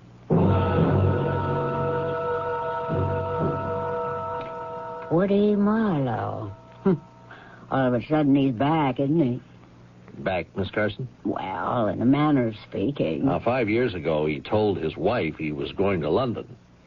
Actually, he had intended to spend a week or 10 days with you. This is the first I've ever heard of it. Well, I've already heard from people who told me that that was the plan. He was supposed to write me and tell me what his plans were. Right? Well, why not call? Oh, he was getting a little nervous. He was afraid maybe my phone might be tapped. By whom? He had an idea she might have put some private detectives on him. Oh, then you admit that the two of you were having an affair, huh? Now, why would I deny that? The whole world must have been in on it. Well, he was supposed to write me this letter. I never got it. Were you in love with him? Love? Yeah. I'd say I was. A thought. You could have gotten that letter, and it could have been a goodbye, so you could have been angry enough to do something about it. Are you accusing me? How can I? I don't have any evidence. But if I had that letter... Hey, Lieutenant, if I killed every guy who kissed me goodbye, I'd be a one-woman crime wave. All of these things hurt for a while, but after a bit, you're good as new. There have been, maybe half a dozen fellas since Woody. And I haven't even thought about him in years. You're Rose McLean? What's your job here? I wish I knew. I'm called Mrs. Marlowe's executive assistant. 2 days ago, Mrs. Marlowe began acting strangely. Oh, you're not kidding. Well, why should she have gone off suddenly 2 days ago? She'd been under an unusual strain. She wanted to become president, and this executive, Ted Ballard, well, he was working against it. And maybe that's why she thought Woody was still alive. She wanted him to be alive. But Woody never gave her that kind of hard time. What kind of a hard time did he give her? Poor Woody. If he saw anything in a skirt, he simply had to chase it. Did he ever chase you? Why would Woody want me? Well, why would you want Woody? Maybe to get back at Liz Marlowe. She must have given you a hard time. Moody, temperamental, hard to please. Wasn't she? Oh, yes. She was all of that. Oh, what sweeter revenge? What better way to cut her down to size? But then, of course, it might have backfired. You might have fallen in love with him. Although you instigated it, you might have become furious at being used. You could have killed him. Yes, I could have. But I didn't. Lieutenant, how kind of you. Well, you didn't have to come here. I could have gone down to headquarters. Well, I thought it would be easier for us to talk in your home, Mrs. Marlowe. Oh, please come in. Thank you. Do you have any news for me? I may have. Is there any word of Woody? You are absolutely and sincerely convinced that your husband was not killed 5 years ago? Yes. And that you are the victim of some plot? Yes. Mrs. Marlowe, 5 years ago, you went to the airport to find your husband. 2 days ago, I went to the airport to find my husband. Listen to this report from the files. I found a letter. I thought Woody'd be interested, so I decided to get it to him before he boarded the plane. Now, that's what you told the investigating officer. That's what I told Tom Struthers just the other day at the airport. Now, at that time, none of the detectives asked about the letter. What kind of letter, what was in it. And now again, there is a letter. Is it the same letter? The same as what? Very well. What kind of letter was it? It was a letter. Do you have the letter? No. Will you tell me what it said? No. Mrs. Marlowe, I thought we were friends. We are. Then why can't you tell me? Because it's highly personal. It concerns my husband and me. Well, was this a letter that was addressed to you? No. Was it addressed to him? No. You said, I found the letter. Now, if it wasn't addressed to either of you, what was it doing in your house? Shall I tell you? What can you possibly tell me, Lieutenant? This was a letter that your husband had written. To whom? To Ruth Carson. You can't prove that. But it is true, isn't it? I don't know what you're talking about. I spoke to Ruth Carson. She said she was expecting a letter from your husband. She never received it. Why? Quite possibly he had neglected to mail it. You found it. Naturally, you opened it. What did it say? I can't tell you. You're a police officer. You can tell me what's in the letter. But unless I could produce it, it wouldn't do me any good officially. My darling Ruth, now, for the first time, I am truly, really in love. Totally, completely committed. I have finally found a real woman. You. First, I must disconnect myself from this cold machine, this robot to whom I am married. But we'll talk of that later. Meanwhile, we shall have 10 heavenly days together, which shall be all the sweeter because they are stolen. She thinks I'm going to London. She's a fool. And soon she shall no longer disturb our lives. All my love, Woody. You found this letter. And I confronted him, and he laughed in my face. He had a target pistol. And before I knew what I was doing, it was out of the drawer and in my hand. Are you crazy? He shouted. No, I said. I've just regained my senses, and I shot him without even thinking. It wasn't like me at all to act on impulse. I mean, without preparing, without planning. But you see, it worked out. Sometimes these spur-of-the-moment things are best. I went to the airport to claim I was looking for him. I got rid of the gun. Where is it now? I threw it off the Harrison Street Bridge, and everybody just assumed that Woody must have been killed by a burglar. No one suspected me. Now, right this minute, you are saying that he's dead. Oh, yes, of course. But for the past 48 hours, you kept insisting that he was alive. Did I? You know you did. No, I don't. I want to believe he's alive so badly that there are times that I actually think it's true. It's something that comes and goes.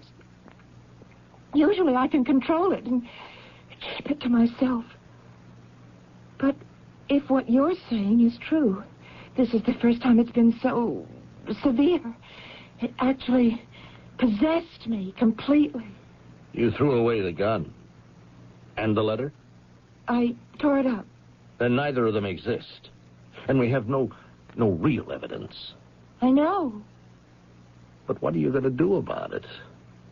Now, these attacks of conscience, or whatever you choose to call them, they occur more and more frequently, now don't they? Yes. And they last longer. They become more and more intense. Yes. And this time, you actually lost control. I suppose I did. What do you want to do about it? I don't want to go to prison. But you are in prison now. A prison more grim and destructive than anything with steel bars and stone walls. You know what that prison is, don't you? Yes. It's the prison of your own mind. And you're condemned to stay there for the rest of your life. Let me help you escape. Escape where? To our prison, where you'll spend whatever time a jury decides. Now, it may not be for too long. You were provoked beyond endurance. It was unpremeditated. Now, you'll serve your time, and then finally you'll be free. Yes. Free? Let me help you escape. Escape?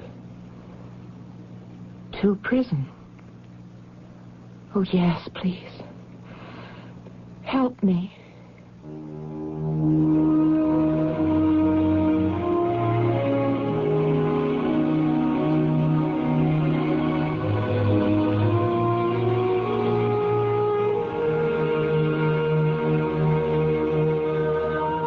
And he did. The jury, as you might suppose, was sympathetic. Crimes of passion, especially when committed by severely provoked and attractive women, are usually lightly chastised. But in this case, I think we all agree that the punishment did fit the crime. I shall return with more crime and punishment shortly. Lots of friends are dropping by, summer fun's in store. With picnic time and camping time, it's country time for sure. Before you all get thirsty, here's a tip that should be made. Get a drink that tastes like good old-fashioned lemonade. Country time.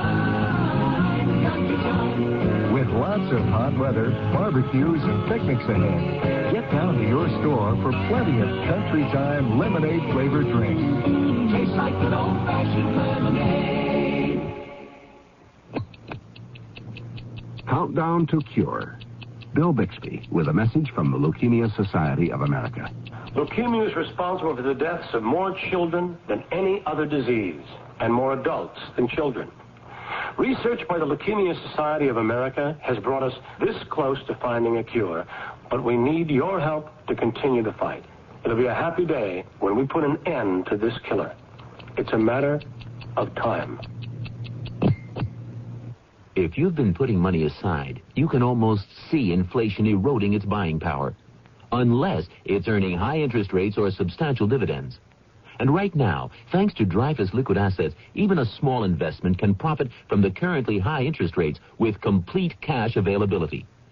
Think of your Dreyfus Liquid Assets account as an income-earning investment with free checking privileges. Privileges that allow you to pay bills and still earn money till the checks clear. You can even withdraw all or part of your cash by phone. There's never a penalty, never a sales or withdrawal charge. To get all the details, call toll-free 800-228-5000 for a simple, no-jargon information booklet and a prospectus including management fee, charges, and expenses.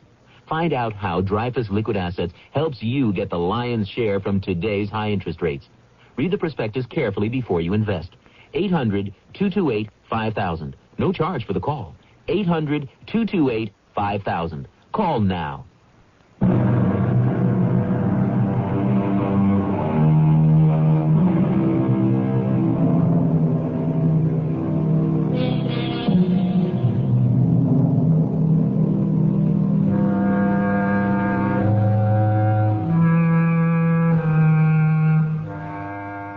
You've heard it said frequently, and on this program many times, that conscience doth make cowards of us all. Not to dispute with the Bard of Avon, I might venture to suggest that this interpretation restricts conscience to a somewhat narrow field of activity. Conscience does more than make us cowards. It makes us fools. It makes us dreamers. It distorts and tortures our entire concept of the world about us. For after all, what is conscience but outraged nature striking back? Our cast included Earl Hammond, Evie Juster, Bernard Grant, and Marion Seldes. The entire production was under the direction of Hyman Brown. This is Tammy Grimes inviting you to return to our Mystery Theater for another adventure in the macabre. Until then. Ambassador Rowney read a letter from President Reagan. The letter endorsed the talks and called them a historic opportunity for both sides to end the arms race. Rowney made no predictions about how long the negotiations might go on. He said he hoped START could succeed where SALT II failed because START aims to actually reduce the numbers of arms, whereas SALT II only set what Rowney called excessively high limits on the numbers of nuclear weapons. Both sides get together Wednesday for the first full session of the two complete delegations.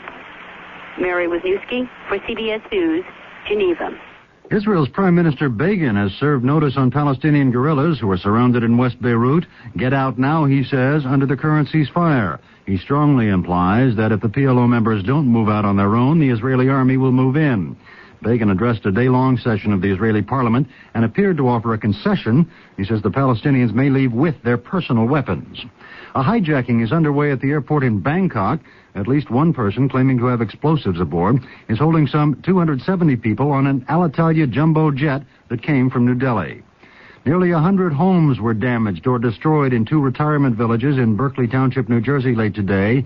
It was bad weather that caused the damage, perhaps a tornado, but that has not yet been confirmed. So far, no serious injuries are reported, but as many as 200 people have been left homeless. More news coming up. Thursday on CBS TV. Separated for 15 years, father and daughter are reunited by a dream they share. My old man believes in that horse. But life could get in the way. I think George lost that race by accident. How can a drunk be a winner? And when tragedy strikes, only her courage can save them. Christy McNichol, Warren Oates, and Eileen Brennan star in My Old Man, a CBS special movie, Thursday night at 9, 8 Central and Mountain on CBS TV. The challenge, to bring out your best. For us, that meant brewing a light beer worthy of the king of beers. One with a clean, distinctive taste. Budweiser Light lives up to the challenge. Bring out your best. Budweiser Light. Bring out your best. Budweiser Light. The best never comes easy. That's why there's nothing else like it. Budweiser Light. Anheuser-Busch, St. Louis, Missouri. Space shuttlers Mattingly and Hartsfield are supposed to be asleep aboard the orbiting Columbia shuttle now. Officials say they'll probably sleep well tonight. They say the two worked like gangbusters all day long, trying to catch up with a heavy workload and solving problems with that remote control space arm. The astronauts will be flying upside down tonight to give the underside heat-shielding tiles extra time exposed to the sun. There may be some dampness there left over from a weekend storm at Cape Canaveral. NASA wants to make sure that those troublesome tiles are baked completely dry before re-entry. David Jackson, CBS News.